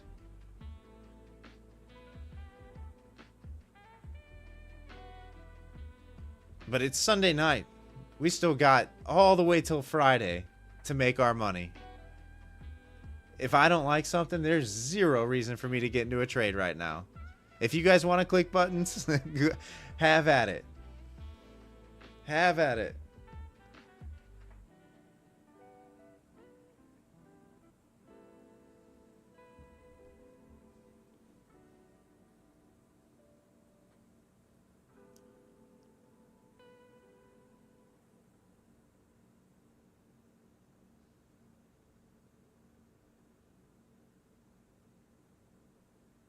Bitcoin about to reach R1. Man, you guys look at a lot of stuff.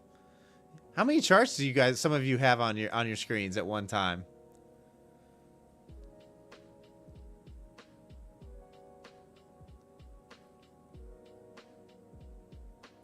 Yeah, Dr. Zay. So I shut it down at $700 loss on the day.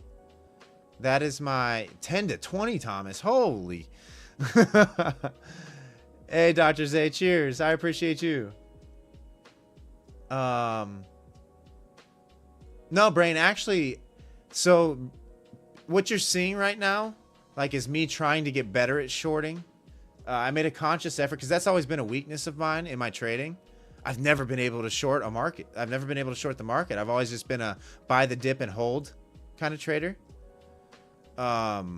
So I realized that. So I decided to make a conscious effort to try to work on my shorting so that I can be better at it. So that when the market does, I got so sick of watching these perma bears hit these 500-600 point moves to the downside and me sit on the sidelines because it was too late.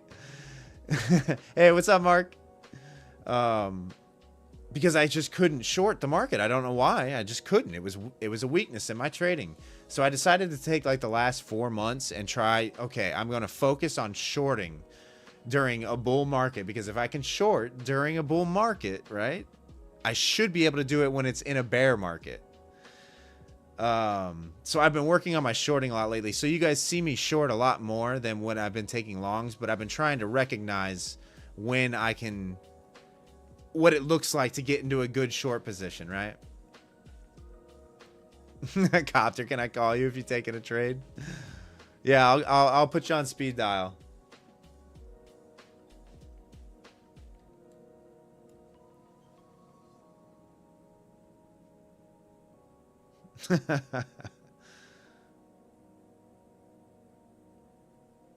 Yeah, I'm trying to get better at it. It's always been a weakness in my trading, and I don't know why, right? You're kind of just looking for the opposite thing of a long position for the most part. But yeah, psychologically, it's been really difficult for me to do it and spot the things that tell you, hey, all right, the market's going to go to the downside. So I've been working on that a lot lately. So you guys have probably seen me taking more shorts than longs recently, because it's something that I've consciously made a decision that, hey, I'm gonna get better at this in difficult market conditions to do it as well. Hey, Thomas, thanks for tuning in. Appreciate you.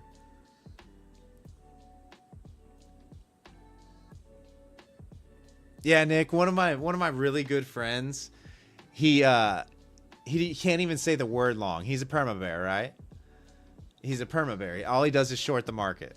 That's all he does. He can't even say the word long, so he calls them inverted shorts. He's like, I'm taking an inverted short here. But he always makes the fake I'm throwing up in my mouth sound every time you say the word long, because he just can't stand it.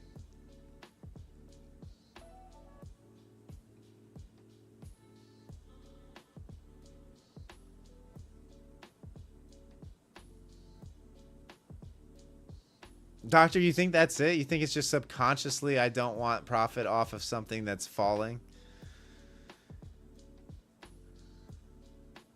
Yeah, I woke up 5 months too late. Yeah, Brian, it's going to happen again, right? There's going to be another, because of where price is and trading, and because of percentage, market likes to move in percentages. We're going to have those big moves to the downside. What's up, Sin? Welcome. Hey, thanks for the sub, Investors. Appreciate you. It's going to happen, but I want to be a part of it when it does happen, right? Like, I got so sick of watching those guys just make 10, 20K a day because they were able to hit the short. I mean, granted, when in a bull market, though, they're losing, right? Like, they're getting ran over slowly on grind days. But yeah, BB, that was the general mindset, was like, I'm tired of missing out and having to sit on the sidelines and not make anything, which was fine. I wasn't losing anything either. But I was just missing out. So I wanted to be able to capitalize on that as well. But when I started trading, and I think this is the downfall to when I started, it was a good thing and a bad thing when I started trading, right? Because it was shortly after COVID in the only bull market, right? It was just, hey, market would open, it dips 50 to 100 points into a support and resistance or a support area, and you hit the long and you hold it all day because it's just buy the dip. Almost every day. I mean, there were a few outliers in there, but that when I started trading, that's how it was. So I guess, and then 2022, that was it was a bear market for the most part all year long. The market flipped on me after 2021, and I was kind of just left there. Like, I was profitable, but I wasn't trading a whole lot,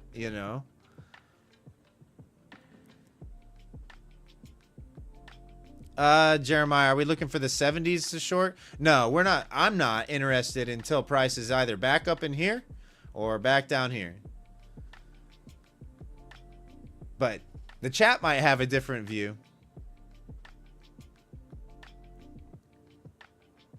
BB, yeah, the 200 simple, then you short. Yeah, I mean, that's accurate.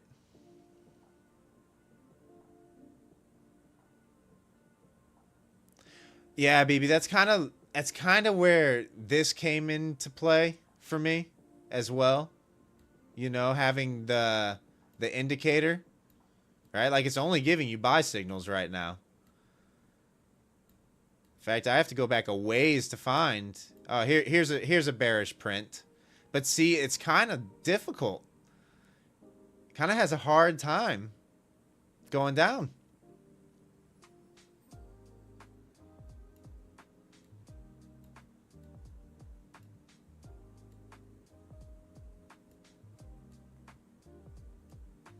Yeah, Preneur, I might not take a trade tonight. And I realize that's going to disappoint some people. BB, this is the Glizzy Clipper 5000. My friend Banana Bread Trades, who has a YouTube channel, he coded this. It's basically his trading strategy. Very profitable trader, by the way. But you can check out his YouTube channel. He's got a full video going everything that goes into this indicator itself. But if you're interested, check out his YouTube channel, and he's got a video explaining everything that's gone into it. What's my average hold time, doctor? Like, how long do I stay in a position? A few seconds, minutes, or hours? I would say I'm probably somewhere between a half hour and an hour on my hold times for the most part. I have shorter trades because I go to break even a lot. But on my trades that I let, like, breathe a little bit,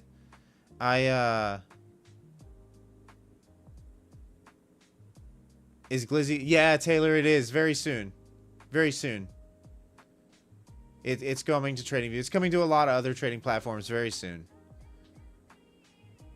I'm not privy to that information, so I don't know exactly when. But he did say, he was on stream last week, and he did say, "Oh no, doctor, that's what this channel is all about."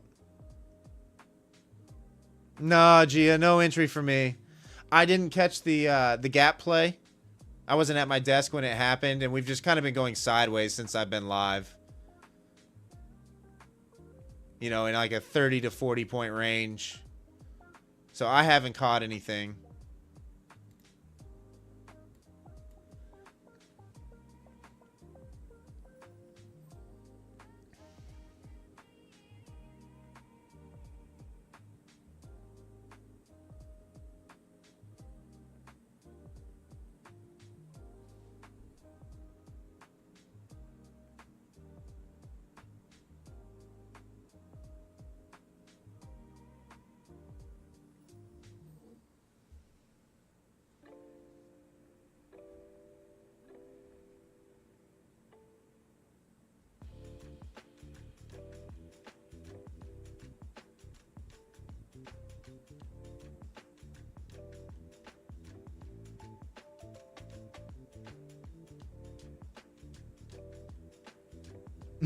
All right, yeah. Price needs to move a little bit. It's just kind of going sideways right now. There are people that are good at scalping these kind of markets. I'm not one of them, unfortunately.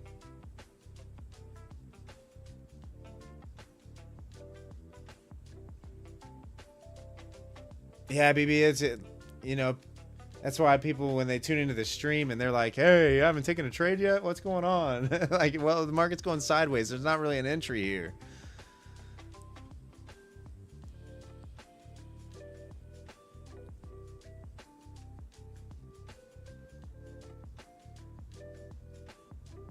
I mean, this is what it looks like on the 1 minute. This is what it looks like on the 5 minute. You know, there's just not really an entry here. You see big green or red bubble, is it an entry signal? No, no. Not for me. What you want to see, I mean, what you want to see is something not looking like this, where it's red candle, green candle, red candle, green candle, red candle, green candle, all in the same 10-point area.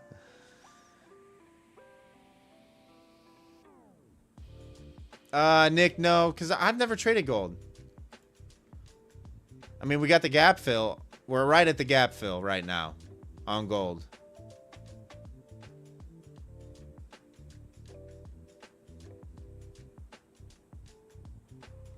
Forrest, double the viewers since we were here last. Yeah, there's a lot of people in here.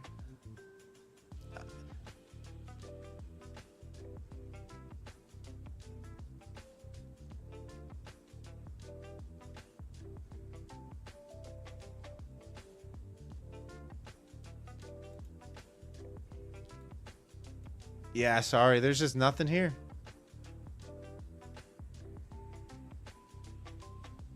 Relaxing studio. I mean, that's definitely a possibility, right? That 800 level held.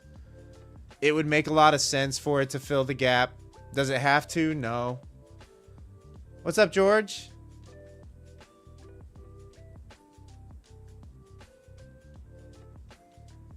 We have definitely left some gaps behind. There's something, just not volume, Alex says. Yeah, I mean, Mark, like, the volume is definitely dead. Like, immediate interest is still to the downside on NQ. But does it have to come and fill this? No, it definitely doesn't. But it looks like down around 800 would be where I would want to see it get traded.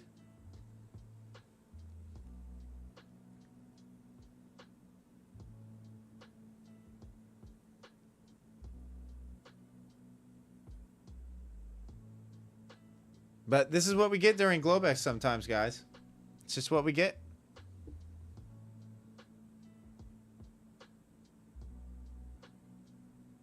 Like I said, I'll hang around for another hour or so. We'll see if it gets some sort of movement here at the turn of the hour. But until then, I'm content hanging out with you guys.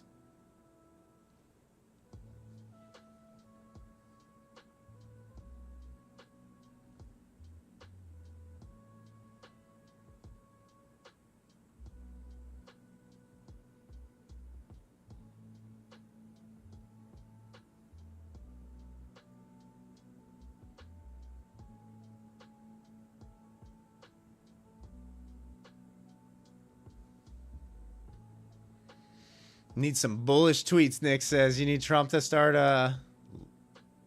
hitting up X.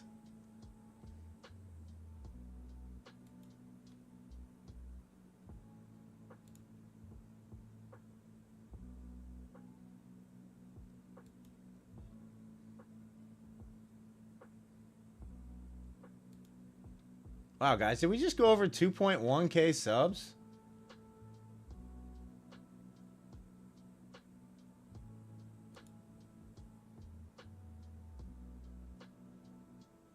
Wow, we did. Holy. Wow, thank you so much, guys, for hanging out with me tonight on this, well, what's turned into a kind of boring summer night. Or Sunday night. Well, both summer and Sunday night. Thank you for tuning in. Like I said, I think we still got 190 plus people hanging out tonight.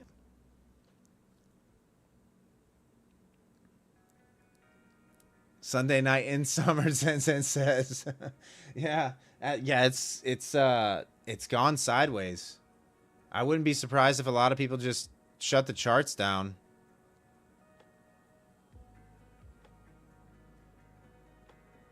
Hey, what's up, Sean?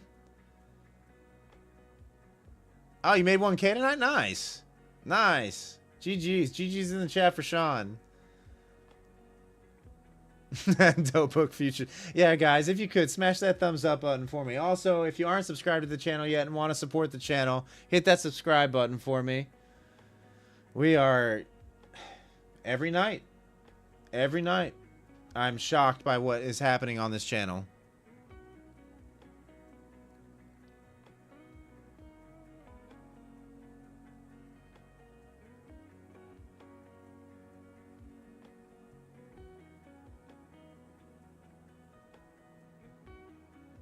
Oh yeah, thanks, Zenzen.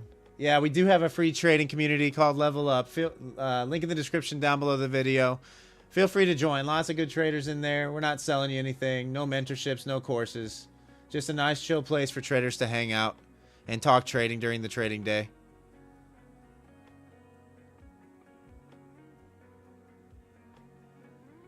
Profit quick with TJ. Short? You want me to short this? There's zero part of me that wants to short this, TJ. Zero part of me that wants to short this.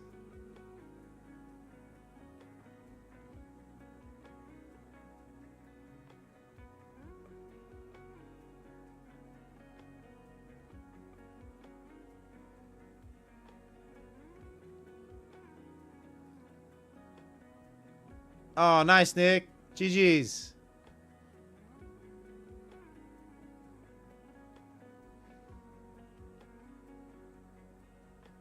Like, S1 pivot held down here in the mid 840s. There's zero part of me that wants to short this. You're right in the middle of the range. Could it work out? Sure, it could work out, but I want nothing to do with it.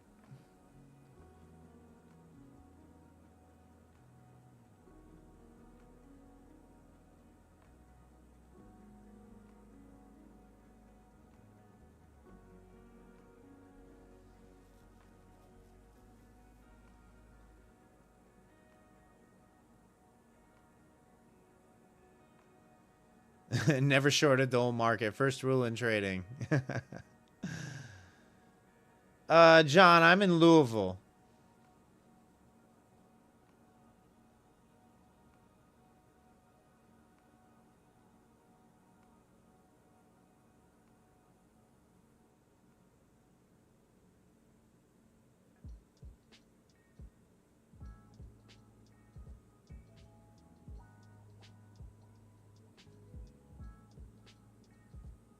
John gonna knock on my door? No, he's not gonna knock on my door.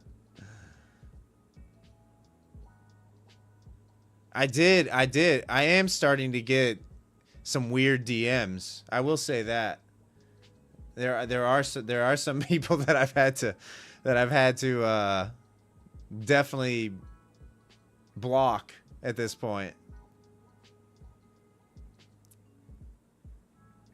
Hey, what's up, Curtis? How are you? Took profits at 22,858. TJ says. Oh, John, cheers. Yeah. We're happy to have you here.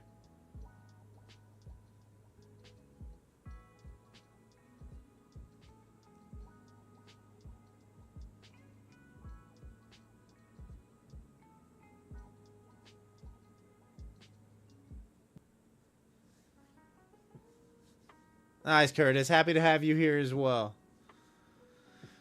Wish the market would come into an area where I could execute, but it's just not doing anything I want it to do. Oh, nice, Sean. Cheers. Yeah, I love Quant Tower. I like Quant Tower a lot. Yeah, I got you, Gia.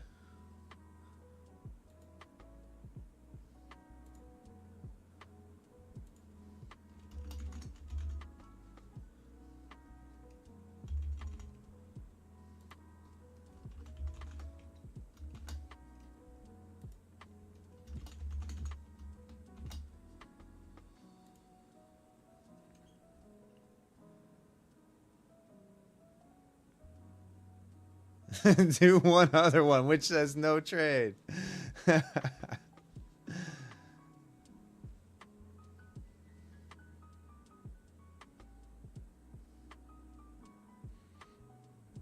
Oh, Sean, you want me to? Yeah, I'm starting. It's starting to get to that point where the demand is there. So I think we might. I think I might surprise you guys at some point very soon. There might be a surprise stream in the very near future. Yeah, Doctor, I'm usually trading in Q. That's the majority of my entries, but I do have ES. I do have ES. I do have YM and RTY that I'm looking at as well. You know, I do have all four of those up. I don't really dabble around in commodities or anything like that. Yeah, Bailey, the survey should have long. Yeah.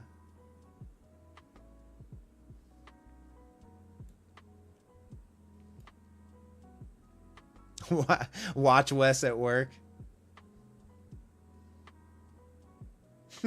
Hold on.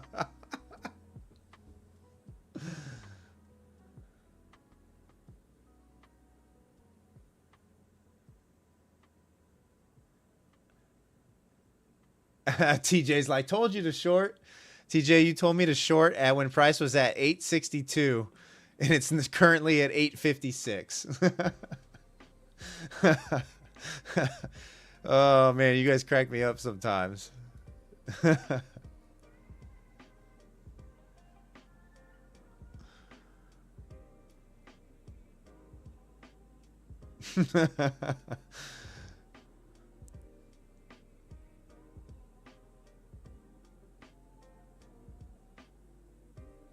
Yeah, Coach Fred. So like we were on the fence about that, right? Because it kind of feels clickbaity, right? Like you guys see that big P&L on there, but that was almost the idea was, hey, okay, maybe we will throw a little bit of clickbaity stuff out there, but there's verifiable evidence of the live streams during GLOBEX. Like if people were to go back and watch all those GLOBEX live streams and add up the profit, it would be, you know, it's verifiable. I think we do need to change the wordage of it to maybe include like year to date or dates that are included in that P&L. But clickbait refers to lies. Yours is true. Yeah. Yeah, Fred, like it's a good idea, right? I think it, you know, you kind of want your thumbnails to be a billboard almost, to speak, you know, like, hey, here's what you're going to get if you click on this. But then they're gonna click on the stream. They're gonna hit that thing and they're gonna pop in and they're gonna see daily P&L zeros and they're gonna go, what happened? And it's like, well, I'm trying to show what you can make in just a couple hours trading at nighttime in slow markets if you just take things slow and you're patient. Right? Like that's a running total since May, I think is when we started doing GLOBEX sessions, early May. So in 2 months time, a little over 2 months time, we've made 13 grand and trading a couple hours at night. So the opportunity's there.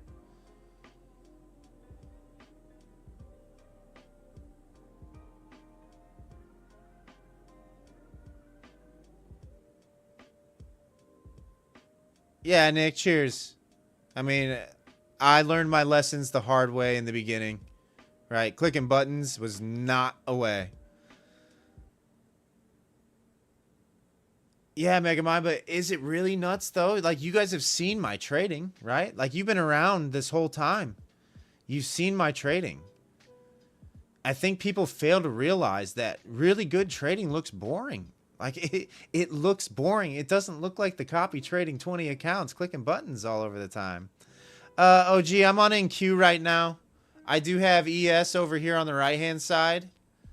And then I have YM and RTY down on the bottom. They're kind of hidden though right now.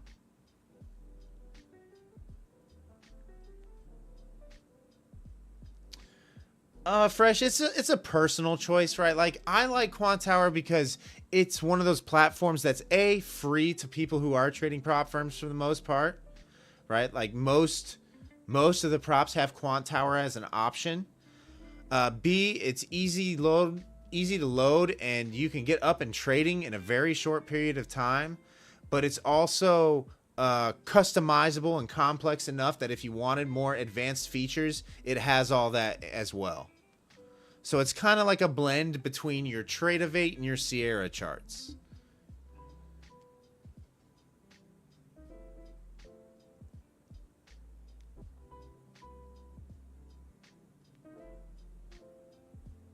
But yeah, it's kind of crazy, guys, isn't it? 2 months of trading GLOBEX sessions. That's just my GLOBEX profits is over $13,000 in 2 months. And you guys have seen it.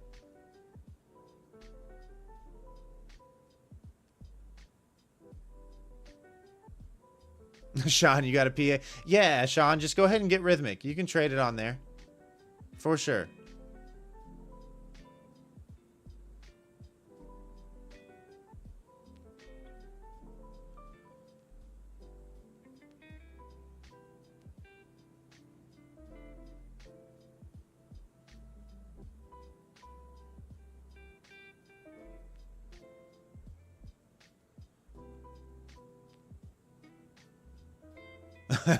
Yeah, Megamind, you remember when I was at 700? Oh, as far as subscribers are concerned? Yeah. Yeah, well, it wasn't very long ago. Like on that post that I made on Friday that was celebrating 2K subs, it was, I want to say in that 28 days, it grew from 700 to 2,000 subscribers. It was crazy. It's crazy what's happened.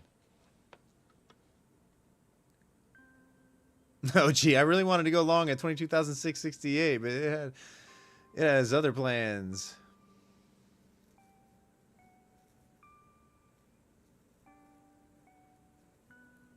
New here, but do you mind me asking if you have funded accounts or how much you have if you've made 13K in a couple months? John, yes, I've got funded accounts. So I have funded account with My Funded Futures. I have one with Lucid now as well. I have one with Take Profit Trader, and I have one with Top Step. But I also have a personal account too.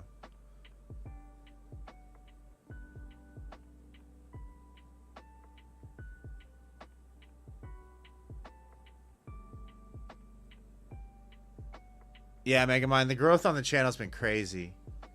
It's been nuts. Like I said, you guys are the ones who are the rock stars here. Yeah, Sean, I don't ever have a... So my personal I use for more like swing positions. I'll hold those for a couple days at a time, maybe a week, 2 weeks sometimes, if I really like the trade. But I'm only looking at like higher time frame levels on my personal anymore. I'm not day trading my personal account. So those are more like swing positions. But yeah, I only trade the props on the live streams and during GLOBEX.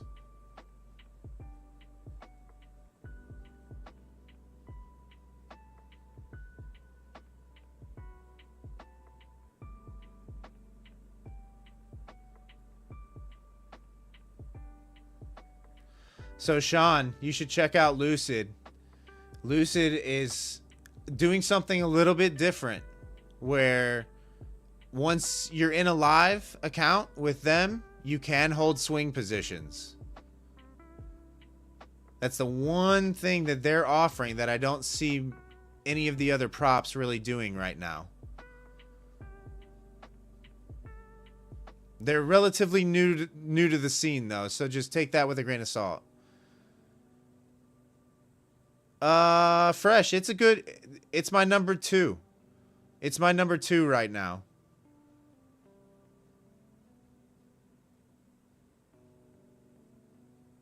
Grumpy, yes. In fact, they only have Quantower or Motive Wave currently. They're currently, I think they're starting to get other trading platforms as well, but Lucid only is available on Motive Wave and Quantower right now. But I want to say Tradeovate's coming really soon.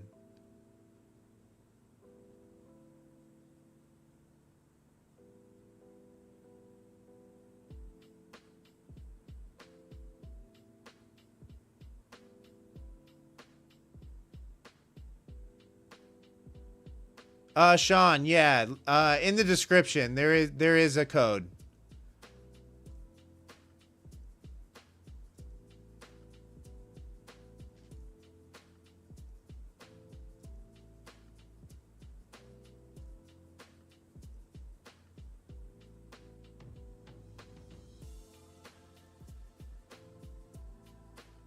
You're gonna use the money from props to buy your wife's girlfriend a round the world trip so I can get back to Copter.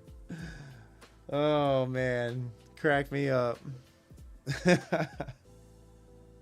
Thanks for tuning in tonight, guys. If you're new here, my name is Wes, full-time futures trader.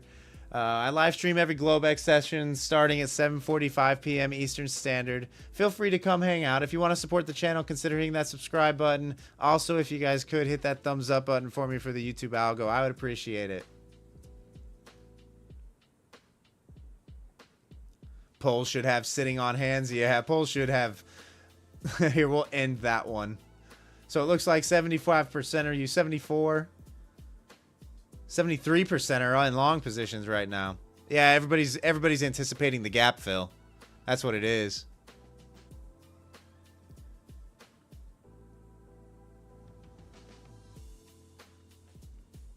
Oh, John, just do a bank wire. Yeah, just wire it. They'll take a bank wire. Well, it depends on who your broker is and what forms of payment they accept, but I would just do a bank wire.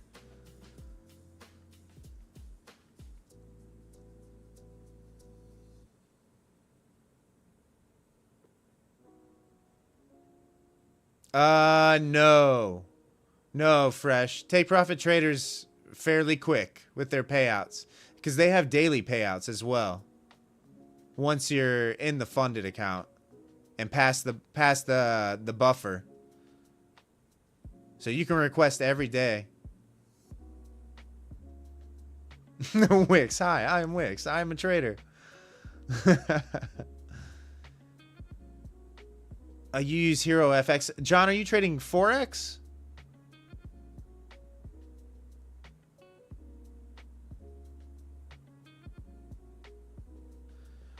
Sean, so TP take profit trader I think is 5 trading days. And then once you're in funded, there's intraday trailing during funded up until it depends on what size account you have, but up until you're past the buffer, there's intraday trailing. So kind of like Apex rules almost. But after you're past that buffer, it's daily payouts. Like you can request every day. Is there a prop firm that just gives you money? No, unfortunately that doesn't exist. You're still waiting on your activation credit? Rich Girl Mel, you're waiting on an activation credit? Did you pass on Friday?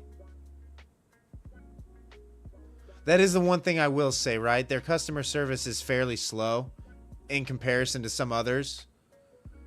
I want to say it's faster than Top Steps, but it's slower than the likes of My Funded Futures.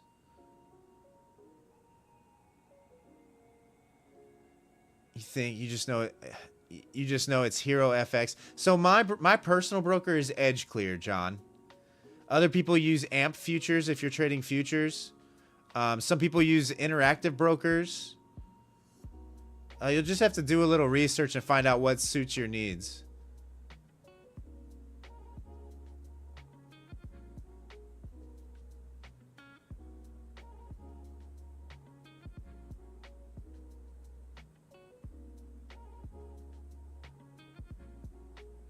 Massey, they still want to charge you an activation. Don't they have a code? Did you use code no fee 40? I think it is the code that is active right now. If you didn't use the code, you're probably going to get charged the activation fee. You have to use the code. But if you get a hold of their support, they might be a little bit lenient on that as well.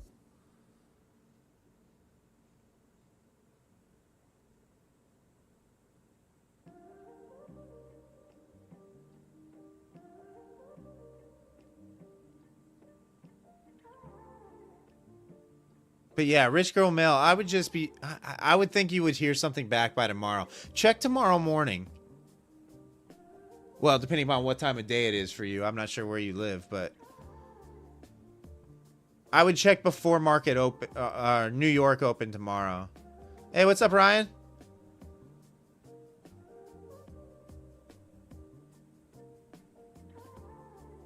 $49 left to pass your eval on the 3rd day after blowing that funded account with 200 left to hit the buffer. Nice, Ryan. GG's. Well done.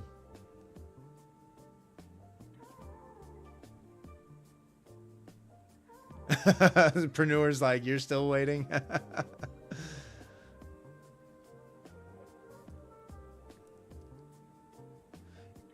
Yeah, Fred, from what I remember right, I think they have like a credits area that you can go in there and click. Yeah, Jaden, my Fun and Futures support has been unreal. Like, they are so good over there. The best I've seen in the prop space.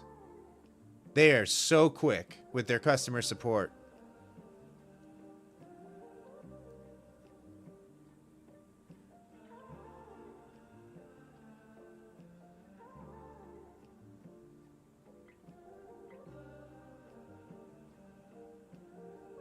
Yeah, guys, I think Take Profit's going through that growing phase where they just don't have the back end support to support the amount of traffic that they have.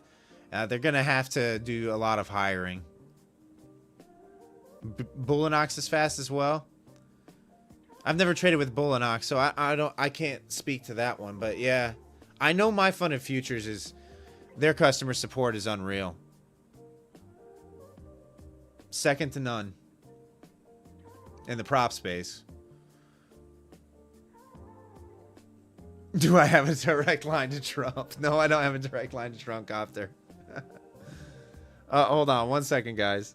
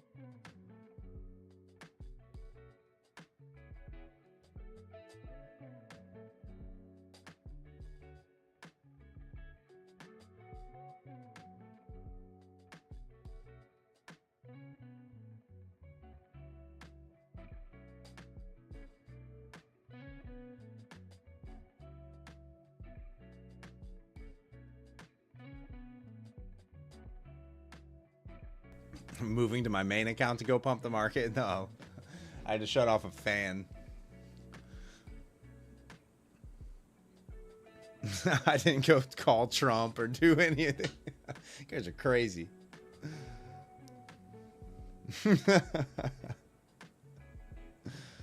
That's funny. Okay, NQ, you want to do something for us? You want to do something for us, NQ? Come on now. Let's at least come up here to 880. I want to catch a trade. We still got about 200 people in here.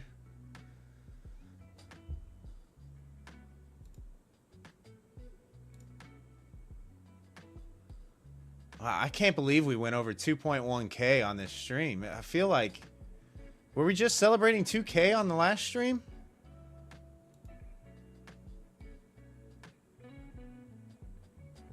Yeah, Grumpy, they don't have an activation fee. They're kind of like My Fun and Futures. Joe, I'm a support and resistance trader. Oh, Wix, mine's bad too. It moved too fast for you, OG. If we can get up to 880 and see rejection step in, I'm not opposed to trying this short.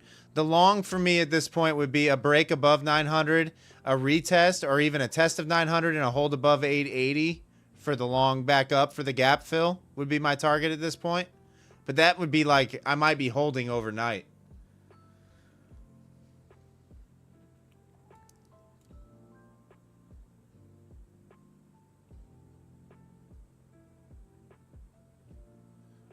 Copter, if you pass a 50K, do they give you 50K? No, they don't give you 50K.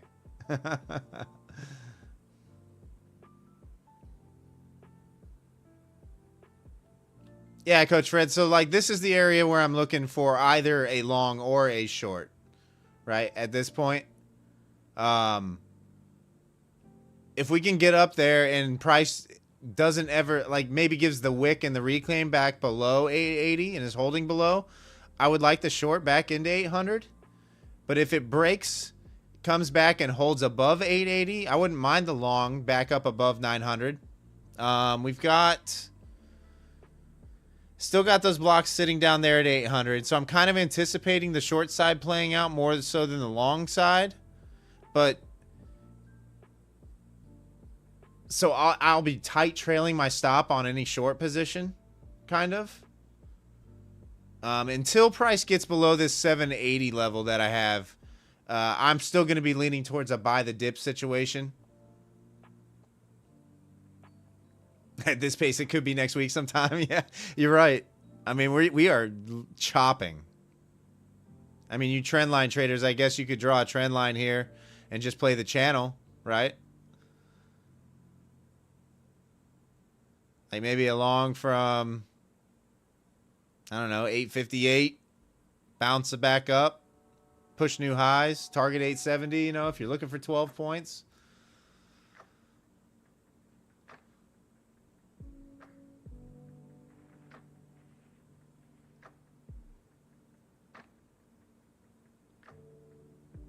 Old Tuck, you're 26 on Friday? Nice. Well, happy early birthday. Remind me again later on in the week. Actually, remind me on Thursday. Thursday stream.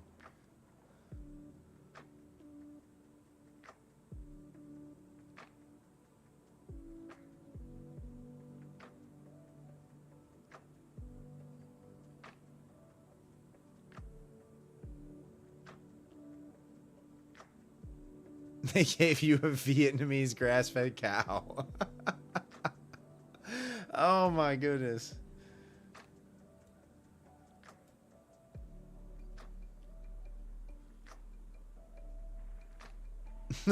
Yeah, old talk. I don't. It's the wave is just unreal. Like I said, like we've hit the algo. I'm not quite sure how, but we've hit the algo.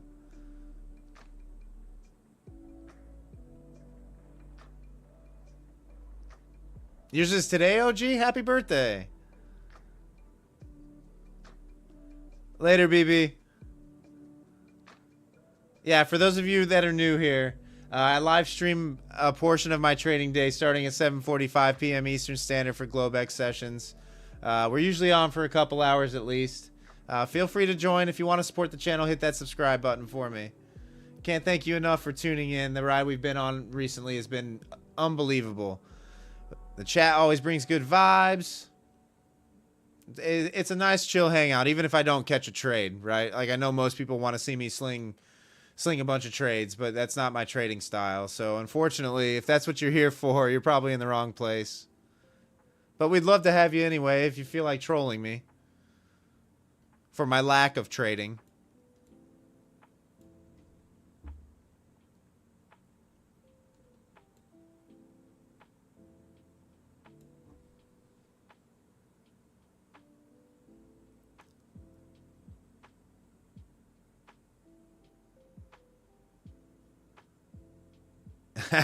Yep, how dare I be a smart trader?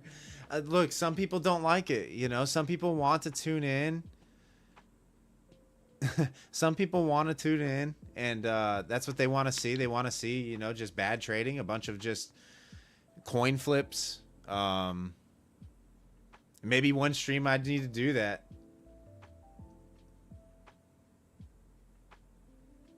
Yeah, Jaden, here's the thing, right? Like, you're not gonna find a trade every session.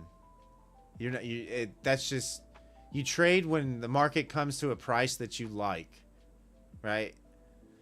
And not just based on a feeling that you have.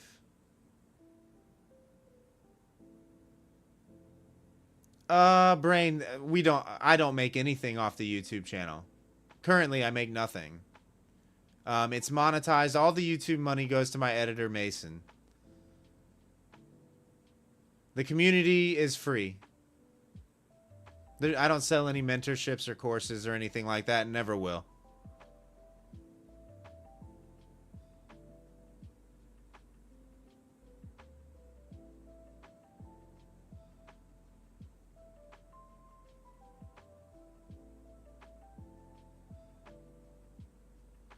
Oh, Richard Dennis and the Turtle Traders. Yeah.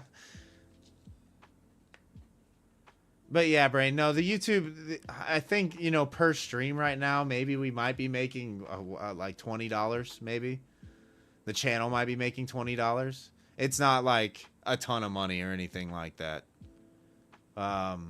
Would it be nice to generate some income off the stream? Sure, a lot of work goes into these streams. A lot of work's gone into the YouTube channel. It'd be nice to earn a little something. It's a lot of work. But at the same time, it's not going to be at your expense. You know what I'm not going to have the people that support my channel and come and hang out every night be the ones that are taking on the brunt of that payment, you know? And if it doesn't happen, then great. You know, I'm fine with just being a trader, you know, making my money. It's what I did before starting to stream.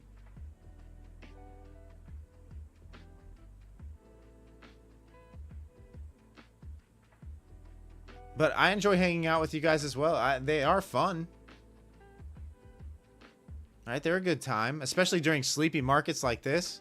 There's nothing else I'd rather do than hang out with you guys and talk shop.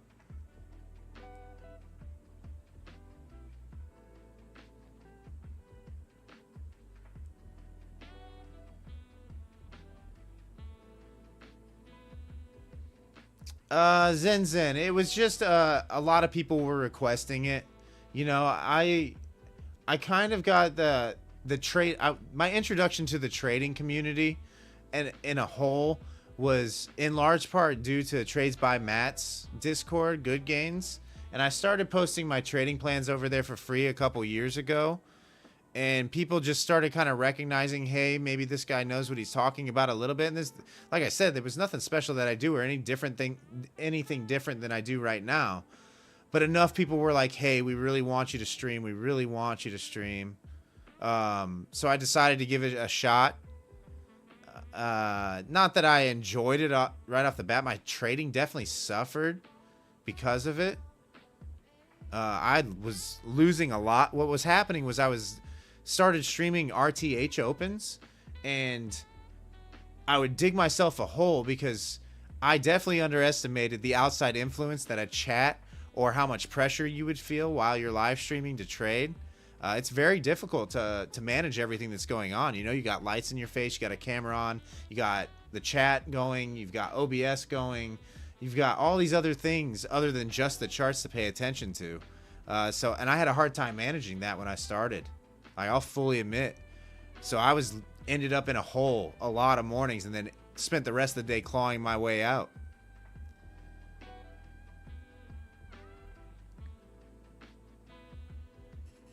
So yeah. Hey, thanks for the sub, you Julio. Appreciate you. But yeah, it was just very, very difficult. And it's still... Everyone's like, Bitcoin. Bitcoin just made a new all-time high.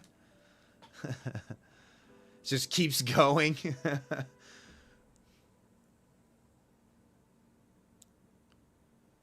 Would I try it again now that I have more streaming? Yeah, like I'm pretty comfortable now. Zen, you know, I don't even really notice that I'm on camera anymore. You know, this is me. Not that it wasn't me before, but I'm definitely... Honestly, guys, you want a good laugh? Go back and look at some of my first streams. If you want a really good laugh, go back and look at some of my first streams and then come and realize what's happening now, and you'll see the difference between the streams. You'll see a massive difference. But we've left all the live streams up. Everything's still there. So you guys are more than welcome to go browse through some of that very cringy footage that's out there. And you can come and troll me in future ones. Yeah, Jeremy, I'm starting to get interested as we approach that 880 area. How did I get started with trading? John, so how I got started was my first introduction was through a bonds trader, something entirely different. And I just kind of asked him, hey, can I sit in and watch you trade, you know, for over a 3-month time period? So that's what I did. I kind of learned the ins and outs of trading, you know, what candlesticks were and all that from a bonds trader when I was in college. And that's how I got my start. I kind of, obviously that's an entirely different kind of trading. But I realized very quickly that his style trading wasn't going to work for me. And then I went down the whole options route and quickly realized with that, well, this is very confusing with all the Greeks and all the different stuff that you have to pay attention to with contract expirations. And then I found futures and was like, oh, this is it. Can you move into my basement and watch me trade? What's a candle pieter says? No, he was actually a professor, Coach Fred. He was trading his own capital. It wasn't a prop firm or anything like that. But he wasn't a professional trader. Right? He was a professor, was his day job.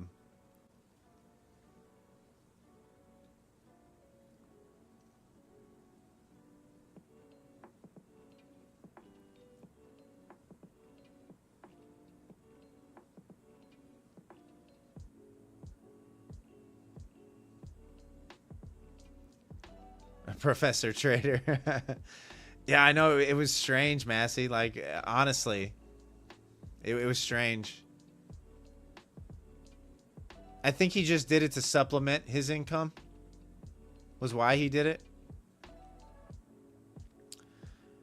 No, I never went the Forex route, Brainwash. I never went the penny stocks. You know, the typical stories that you hear. No, I don't trade Forex. That's heavy sanctioned here in in the US anymore. I don't even know if you can trade Forex anymore here in the US.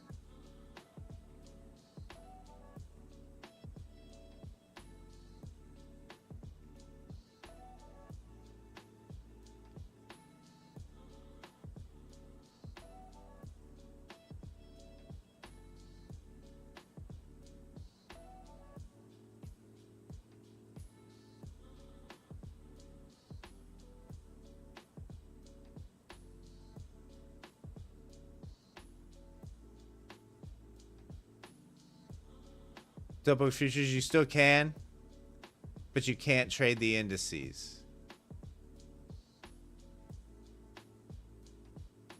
Okay, so you can? Yeah, I don't know. I do know a couple years ago that, like, a lot of what they call the quote-unquote Forex bros were coming over to futures because of certain things that were happening here.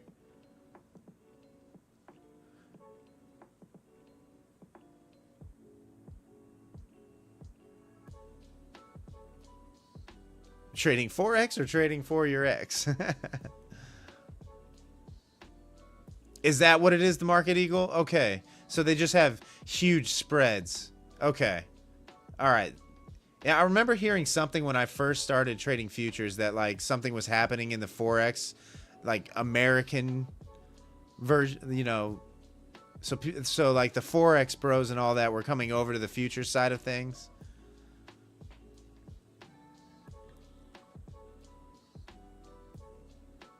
Heard FTMO might be the next to come to futures.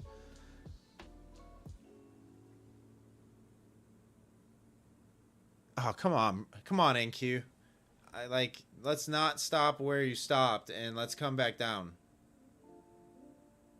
Or go up to 880 at least.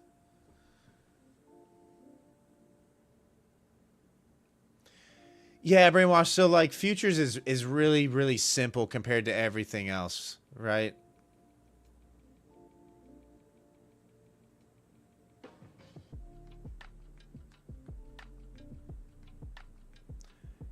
Okay, so it was MetaTrader who stopped allowing Forex traders there. Okay, that makes sense.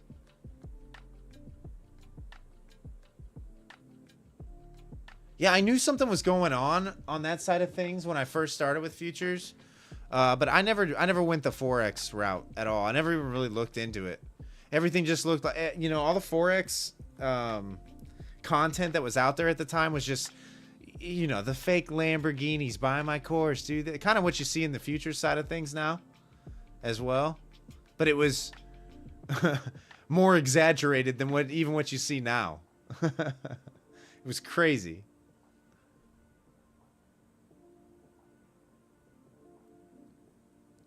I mean, on the future side of things, it's you see it now, you know, especially the younger generation, because everybody that's coming out now is an ICT guy, right? Like, it's all ICT terminology. Everything you hear is an ICT strat for the most part. You don't trade fair value gaps? Nope, don't trade fair value gaps.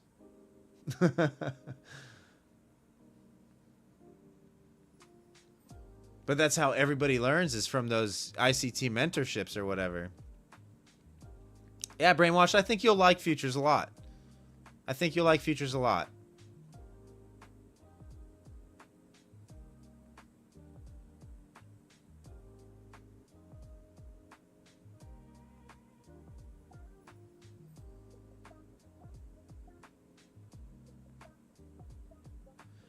Right, Pieter, when people say futures, they think it's something incredibly complex, right? Futures were designed as a hedging instrument for the larger institutions. That's why they're levered the way that they are, so that when the market's moving against them and they're longer, like their big portfolios or their bigger positions, they use it as a hedging instrument to take the other side, to kind of counter those losses. And that's what the futures market is there for. That's what it was designed to do. So that's why you see the leverage that you do. That's why good money can be made trading futures. But yeah, when you say you're trading futures contracts, people are like, wait, what? People that don't know anything about it, they're like, oh, so are you trading options? That's like options where you're picking a date out in the future. Like, no, no, I'm trading a futures contract. And you try to explain to them, they just don't get it. Hey, what's up, Obaid? How are you? Welcome.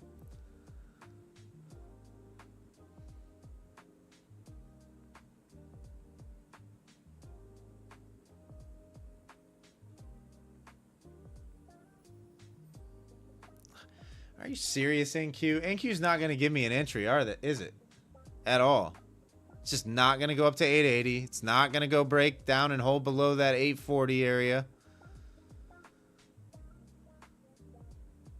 It's just going to chop all night long. Till London session, probably.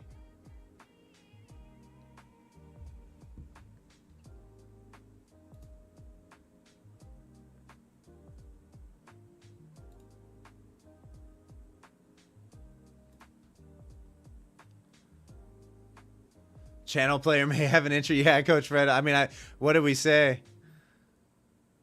Yeah, I mean, it kind of swept that channel low, like lower line. What would they call that? A support line of the channel.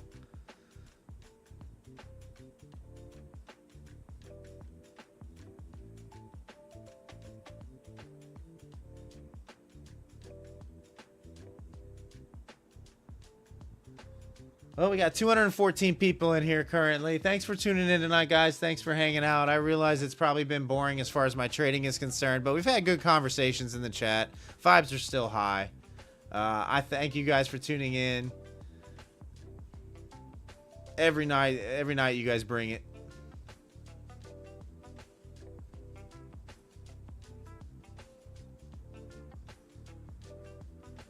Yeah, Brain, generally to the downside, I like to see price moving a little bit quicker than what it is. Like if we're going to get that breakdown. There is still that interest around 800, but man. But man, you like the sound of my voice, Zinzin? Hey, John, cheers. I'll see you tomorrow evening.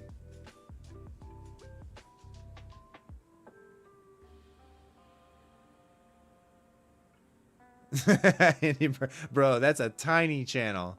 The kind of channel that wrecks you.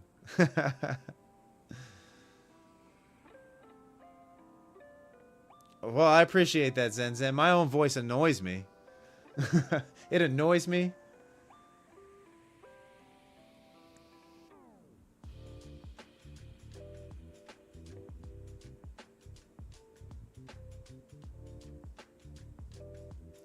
60 to 65 range, push lower or up. Jeremiah, that's no man's land in my mind. It could go either way. This is chop, guys. Like, this is the very definition of chop.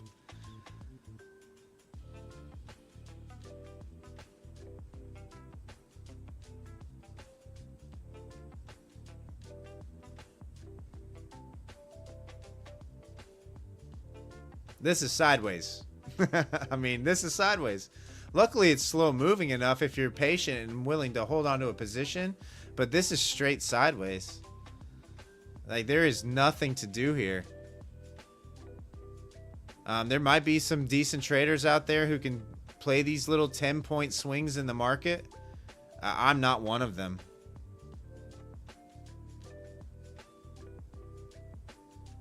Wish I was. I wish I could capitalize like that. I wish I could catch every little wave.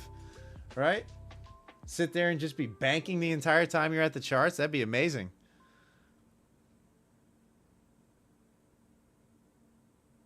$200 every 10 minutes. That'd be great. Kidding me? $1,200 an hour.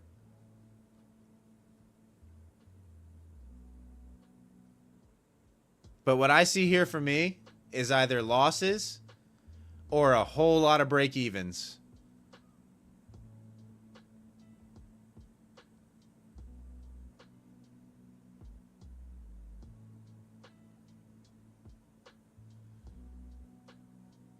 Okay, I'm usually live for, what, guys? 3 hours or so? Most nights. Sometimes more, sometimes less. It all depends on the vibe.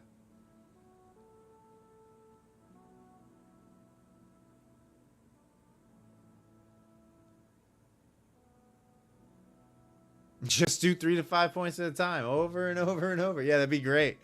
Yeah, that'd be great. Except for when you do that, the one time that you get one of these candles, like this, it wipes away all of it. Okay. Always from GLOBEX. Yeah, currently it's just GLOBEX streams. The RTH opens, the regular trading hours, the New York Open, as you're referring to there, I don't stream anymore. There hasn't been enough interest in my streams in order to do it just yet. I started out trading RTH opens, but I was only getting like 15 or 20 people in there on a consistent basis. The YouTube channel wasn't seeing any real growth.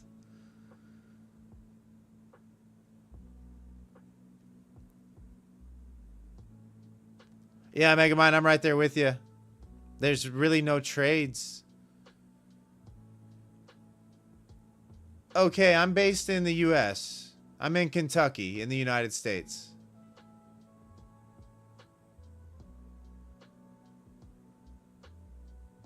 Megamind, it's not really a sub goal, per se.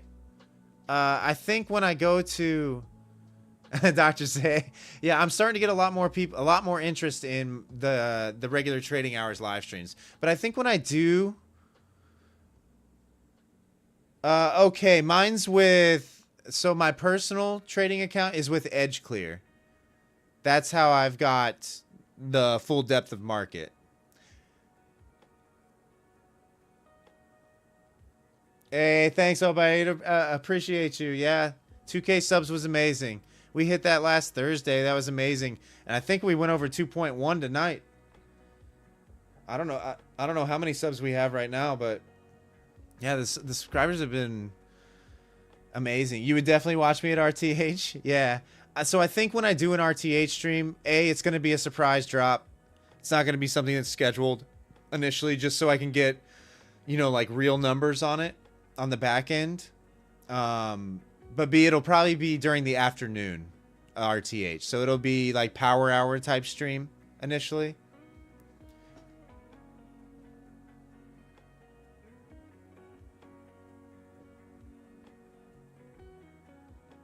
Can we get a poll? Do I use volume profile? Yes, I do use volume profile.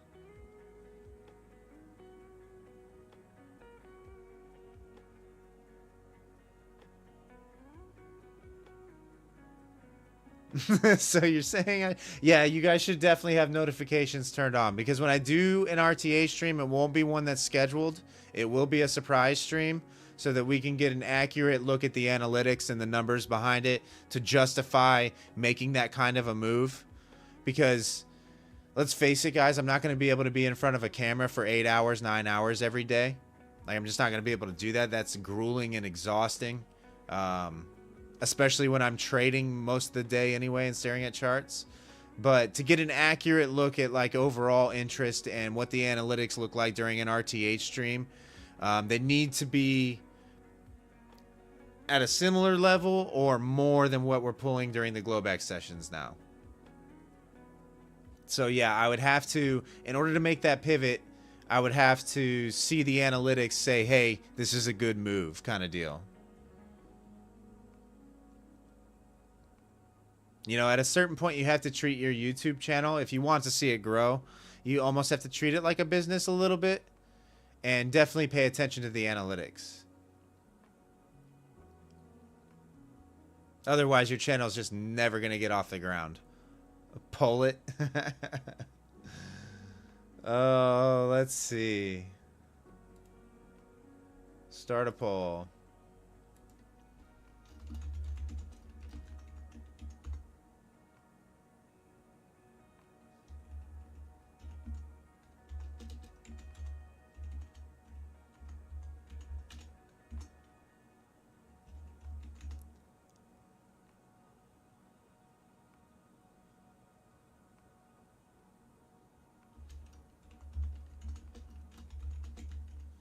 Well, see, this poll's going to be so one-sided. It's so ridiculous.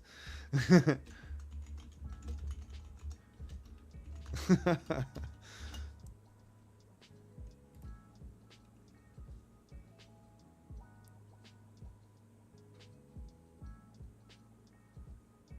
it comes. Watch this. So, come on, someone say no. Yes. Someone say no. Someone say no. Socials will definitely wear you. Yeah, okay, so here's the thing. We only have YouTube right now. There's no Instagram, there's no X, there's none of that stuff. But the YouTube channel recently has gained so much. I never expected what has happened with my channel over the last month, 2 months. Never expected it.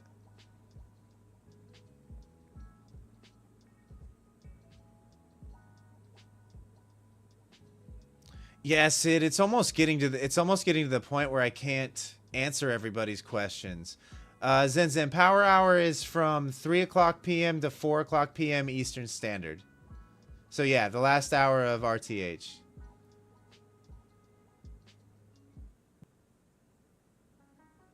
Yeah, old talk. I appreciate all of you, right?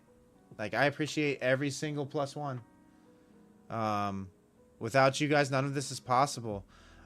There's a point where like it's already getting very difficult to make sure I want everybody to feel heard, you know? The channel's getting to the size now where it's almost impossible to answer everybody's questions anymore. Indian Burn. Who's the no? I demand to know who you are.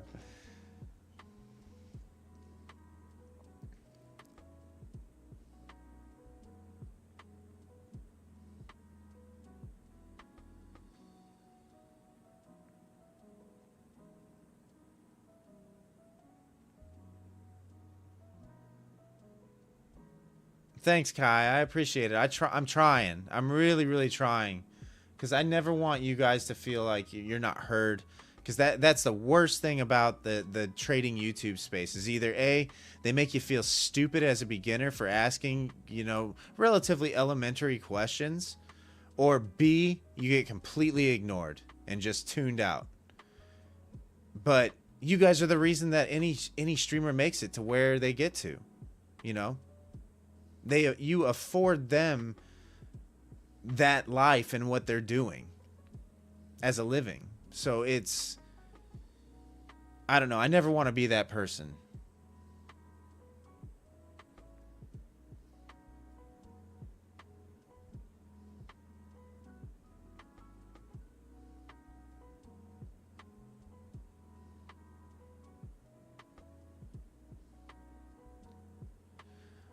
Okay, I'm more a trend. So I'm more a see the reversal, wait for confirmation of the trend change, and hop on the trend. Jeff, if you said no, I will kick you out. Everybody say no. Everybody say no.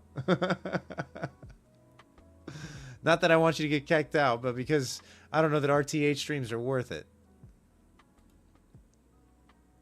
All right, has everybody voted? We're going to end the poll. In 3, 2, 1.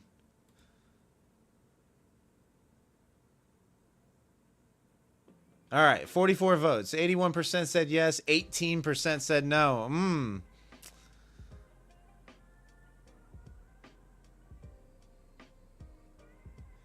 Yeah, okay. I've never been a mean reversion type trader, like where you're trying to catch, you know, the middle portion of a trend. Brain, another yes here and didn't vote. That's a B.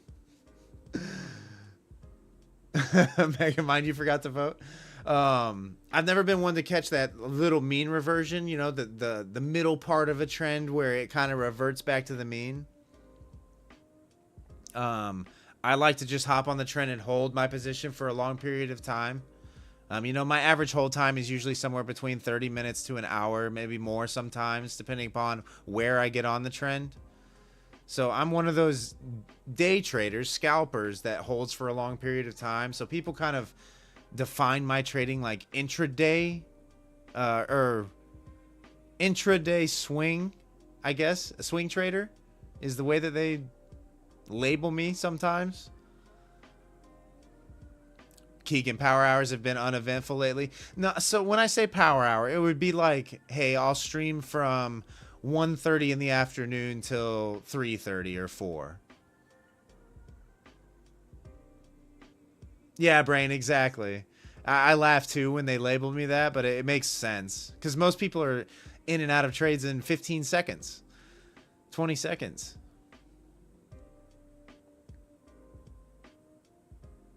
Yeah, Brain, I've been there 5 hours already. Yeah, it happens. Oh, D, cheers.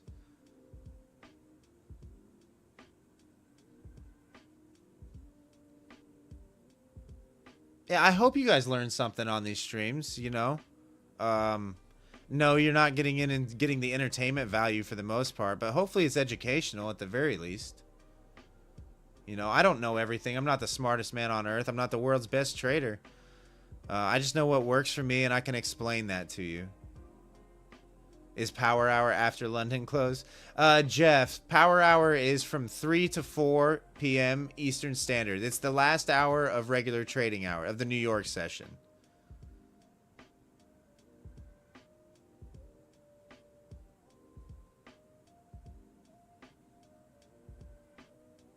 I know it's going to be kind of hard, guys. So that's the other thing that I thought about, right? Is if we go to RTH, we're kind of alienating those Australian viewers that we've had here for the last couple months.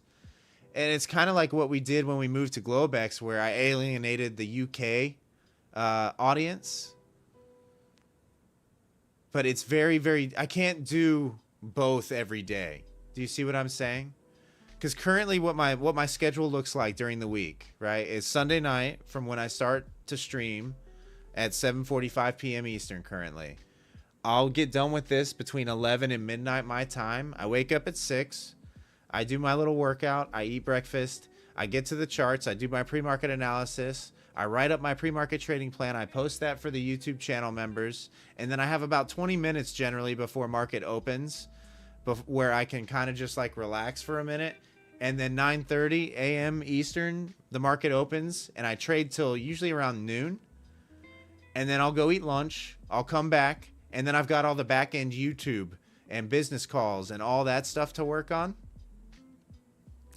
And then that usually lasts up until 5 or 5:30. I'll go eat dinner. And then it's, guess what? It's time to get ready for the GLOBEX streams again. And that's my week pretty much all week long right now. Now you add in an RTH stream on top of that.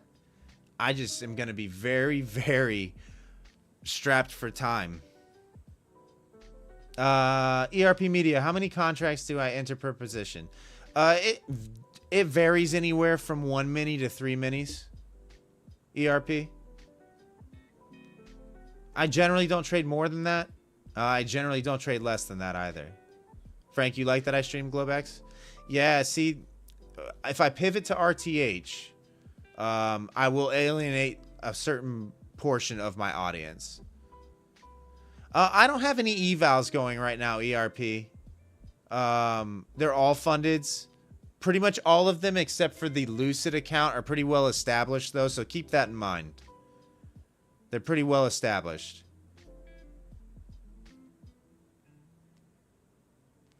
Starting out, I would probably trade... Like, if I was just starting an account, I would probably trade, you know, 3 micros to start. Unless you have one of the, you know, 150K accounts. Then you could probably afford minis with the drawdown that's there.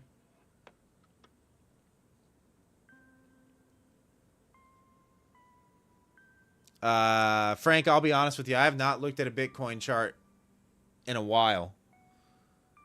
Let me pull one up.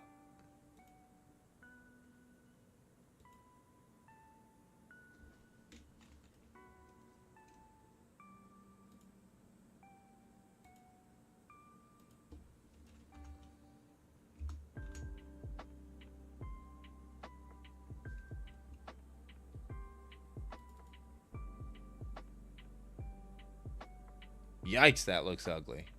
Hold on, let me get a higher time frame.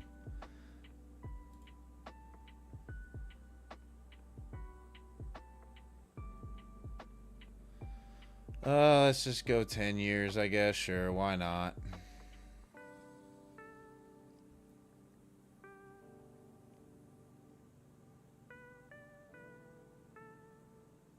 Are you kidding me with this? It's up at 120,000. You want to talk about the biggest Ponzi scheme of all time. Bitcoin is the biggest Ponzi scheme of all time.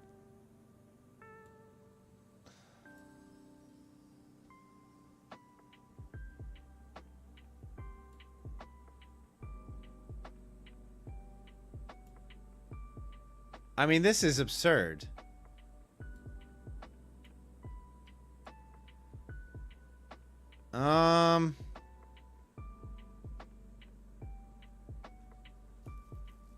This is the biggest Ponzi scheme of all. So ERP, I have Take Profit Trader, My Funded Futures, Top Step, and the newest one is Lucid. I don't have the prop that starts with an A. I don't. Well, the chat can fill you in on that prop.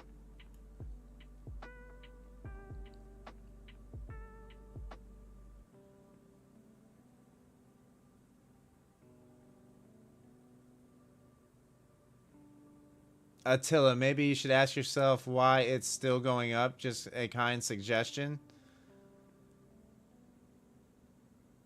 I mean, look, this is just whatever anybody thinks it's worth.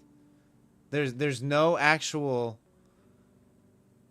justifiable value to any of the cryptos, any of the crypto coins.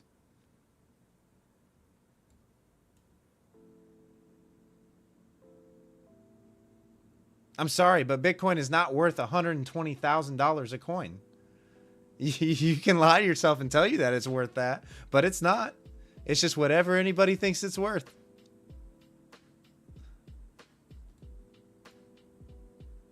And this will come crashing down. This will come crashing down. This will get pulled. It will get pulled. The rug will get pulled.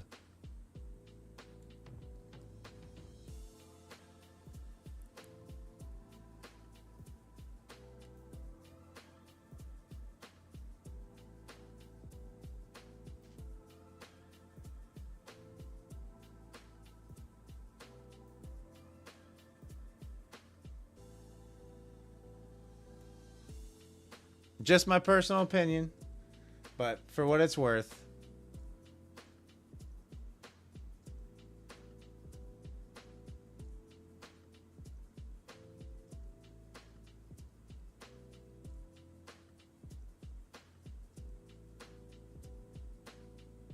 Look, the people that defend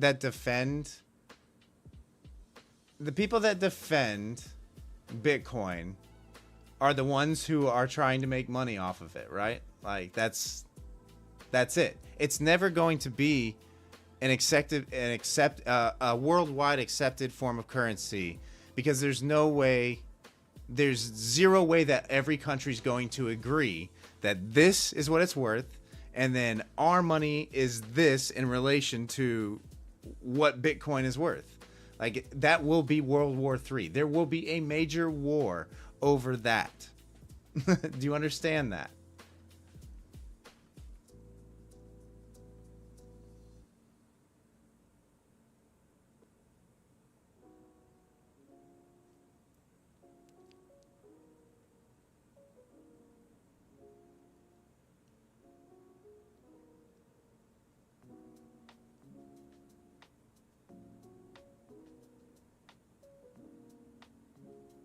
It's never going to be an accepted form of worldwide currency. No matter what you crypto people believe, you're not going to convince me otherwise. It doesn't matter.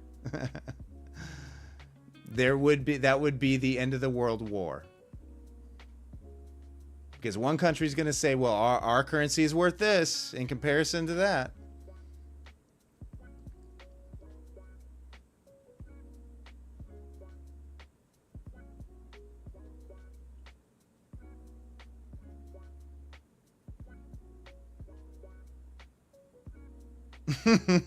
Crypto's not going to dump because of what I said. I'll tell you that. But the problem is a lot of powerful people have a lot of money tied up in it right now. Like that's what the fact of the matter is. A lot of powerful people have a lot of their fortune tied up in it right now. So they're not going to let it just come down that easily, right? Or they're going to get out when they feel like it is going to happen.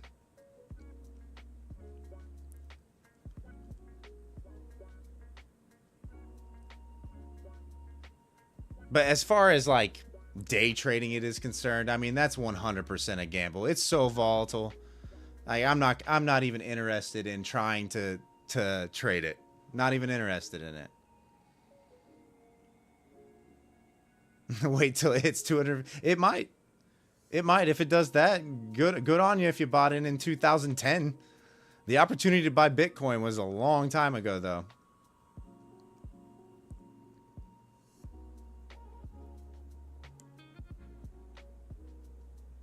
Digital tulips, yeah. Yeah, Sedge.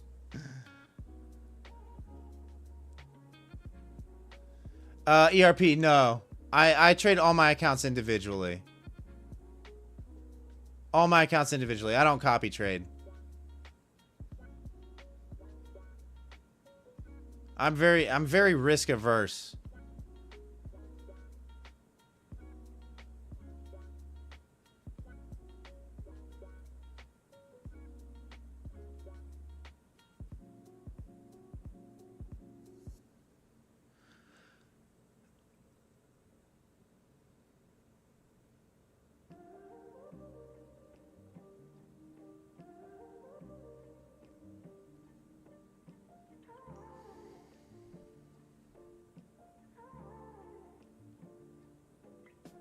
Yeah, ERP. I'm not one of these online gurus that you see. Kai, it'll set up every day. My trading strategy plays every day. Those who have access to the pre-market trading plans can tell you how I trade. They know what trades I'm taking in the mornings generally, but almost always the trade that I'm looking for will play out one side or the other. So I take a trade every day. It just doesn't happen, 12 times a day. It happens, 2 to 3 times a day. But yeah, ERP, I'm not one of these trading influencer guru guys who's going to try to sell you a course or sell you a mentorship or copy trade 20 accounts and get you to purchase a bunch of accounts with my affiliate codes or paste them everywhere. I don't think it's right. I don't agree with it. Do I have affiliate codes? Yeah, I have affiliate codes, but only use them if you want to use them. Bovash Pirate Chain is the coin to buy. R.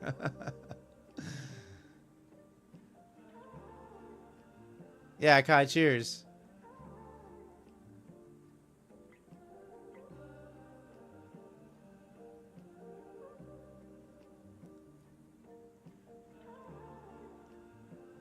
Brain, you're out of the long? Yeah, look. I mean, right now you're at a shorting area. If you're a scalper, you could scalp out 10 points from the Asia 30-minute opening range break on the low side here from 55, 856 down to 844.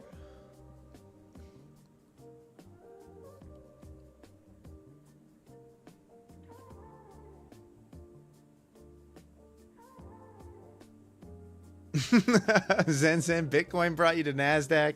Meme coins brought you to Bitcoin. That's funny. ERP, I don't risk any more than 700. And definitely if I've take 3 losses in a row, I'm done.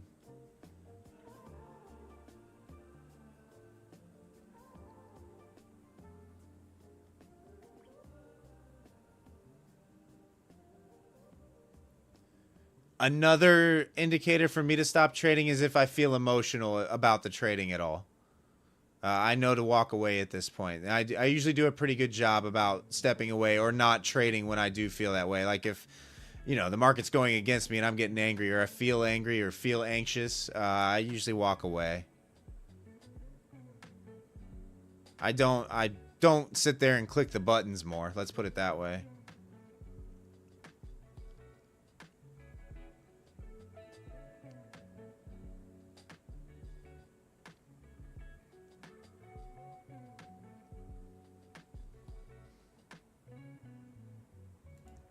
Let's see, what do we got here?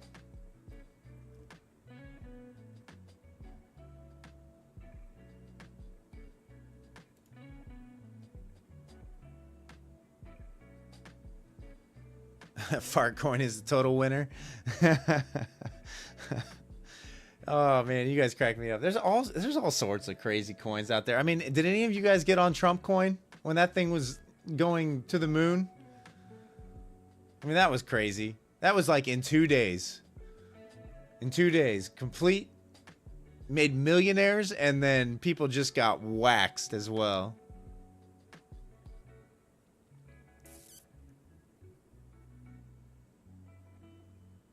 Well, anybody who was tuning into a signal, I just gave one. Dobook Futures, you made like 5K off the Trump coin. Yeah, people made a killing off of it.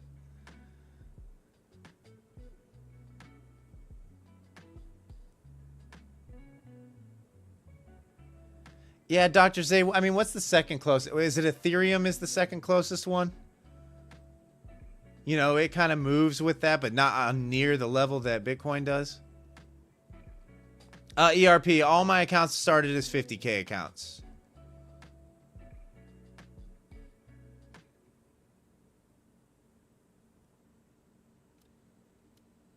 And then Sol is third. Whatever happened to, what was it, Litecoin?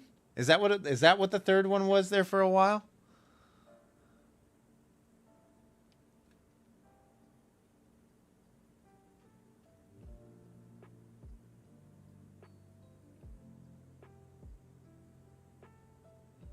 Litecoin is still around? They call it a dino coin? Hey, thanks for the sub, Jeff. I appreciate you.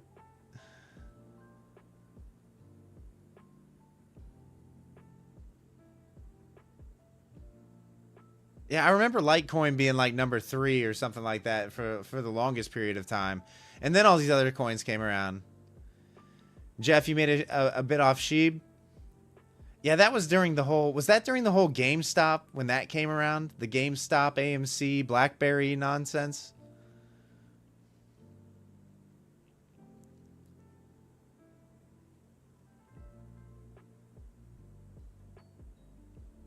Yeah, that's what I thought. I remember because I think I remember purchasing a little Shiba during that time. That was right when I was in my like learning phase.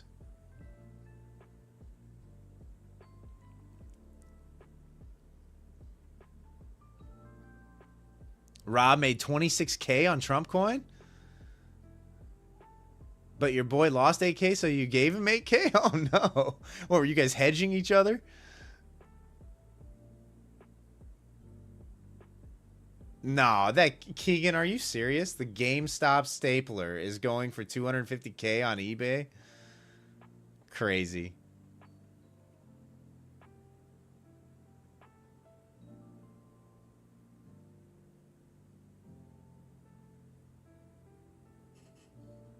Hey, thanks for the sub, Cypher. Appreciate you. ERP. So my strategy is pretty simple. Uh, I want to take shorts from the bottom sides of these gray areas that you see. Entry would be at or around the bottom extreme for shorts, and at or around the top extreme for longs. Stop is either at or above the opposing extreme. So 20 to 25 points is generally what I risk per trade.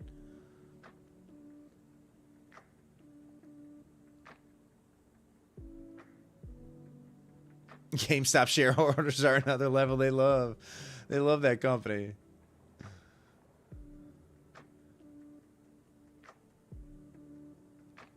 Yeah, Rice, that was a crazy that whole time period was just crazy because COVID was happening at that time. It was just nuts. It was nuts.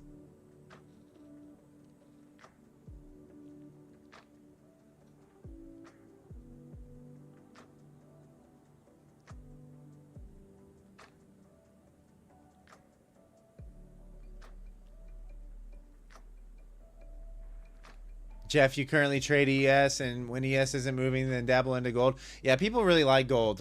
My chat loves gold. They love them some gold. Gap just filled on gold. So now it's kind of at that decision point on whether it's going to break down or go back up.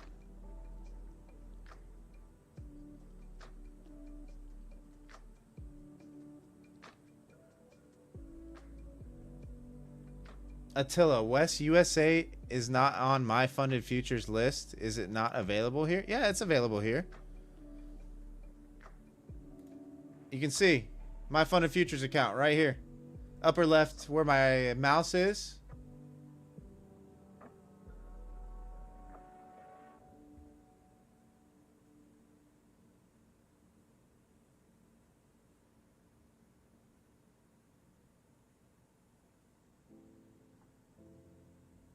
In fact, lots of the traders in the chat probably trade with my funded futures.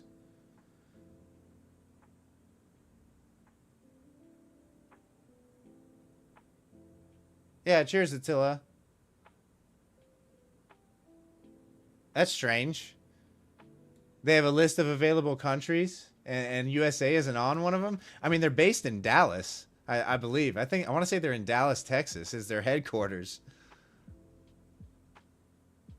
Jeff, you do the prop firm that begins with A? Yeah, trade with who you guys want to trade with.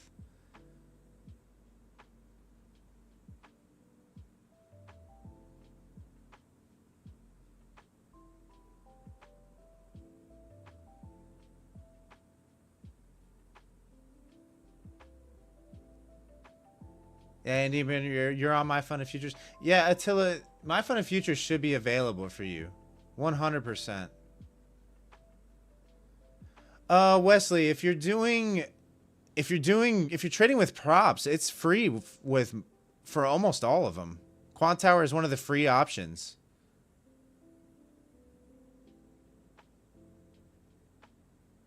If you're trading a personal account, your personal broker will tell you whether they offer a free license. Like EdgeClear offers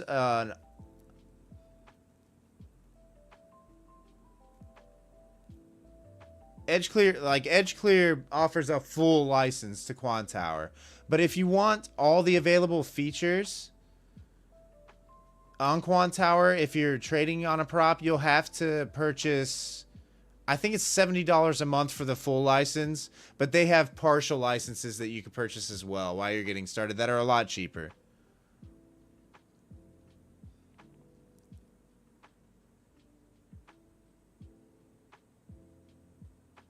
Mudman, are you using rhythmic data?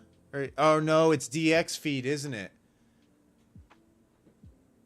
I want to say My Fun and Futures uses DX feed and not rhythmic. So you might be right. It might not show you gold.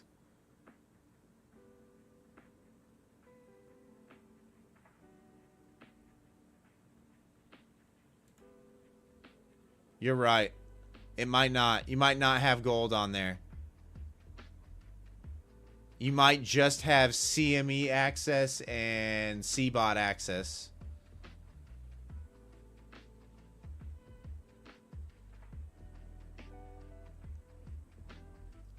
MFFU has a thing you have to enable to trade gold. It's free.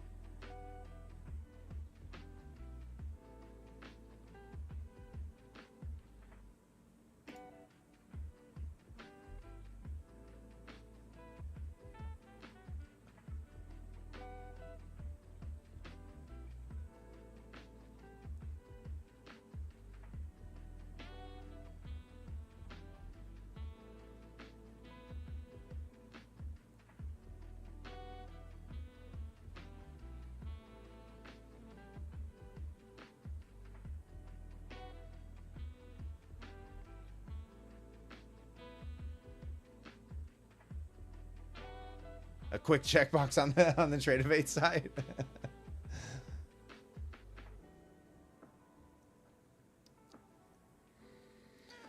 All right, guys. I think I'm going to call it there for tonight. Thank you once again for tuning in. I will be back tomorrow evening, 7:45 p.m. Eastern. Hold on. Let me answer this question for ERP. You're wondering why Quant Tower does not have a way to list all of your accounts with P&L in a tabular form? Yeah, I'm not sure. So if you go to your account info window in ERP and click the account window, there should be... You should be... Oh, you mean like click through different tabs in order to get to your accounts. Yeah, you do have to kind of rifle through pages in order to see the different accounts. I know what you're saying now. Yeah, I don't know. I get that. But yeah, guys... I am going to end the stream there tonight. It's 11:15 my time. We've been on for 3.5 hours now. Thanks for tuning in. Like I said, if you're new here, my name is Wes, full-time futures trader. If you want to support the channel, consider hitting that subscribe button.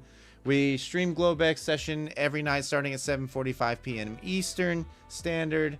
We usually go for about 2 or 3 hours every night. Chill place to hang out. Lots of good traders in the chat. Thanks for hanging out tonight, guys. I appreciate you. Also, if you could, smash that thumbs up button for me on the way out. And we will see you all tomorrow evening. Enjoy the rest of your night, and I will see you tomorrow night. Peace.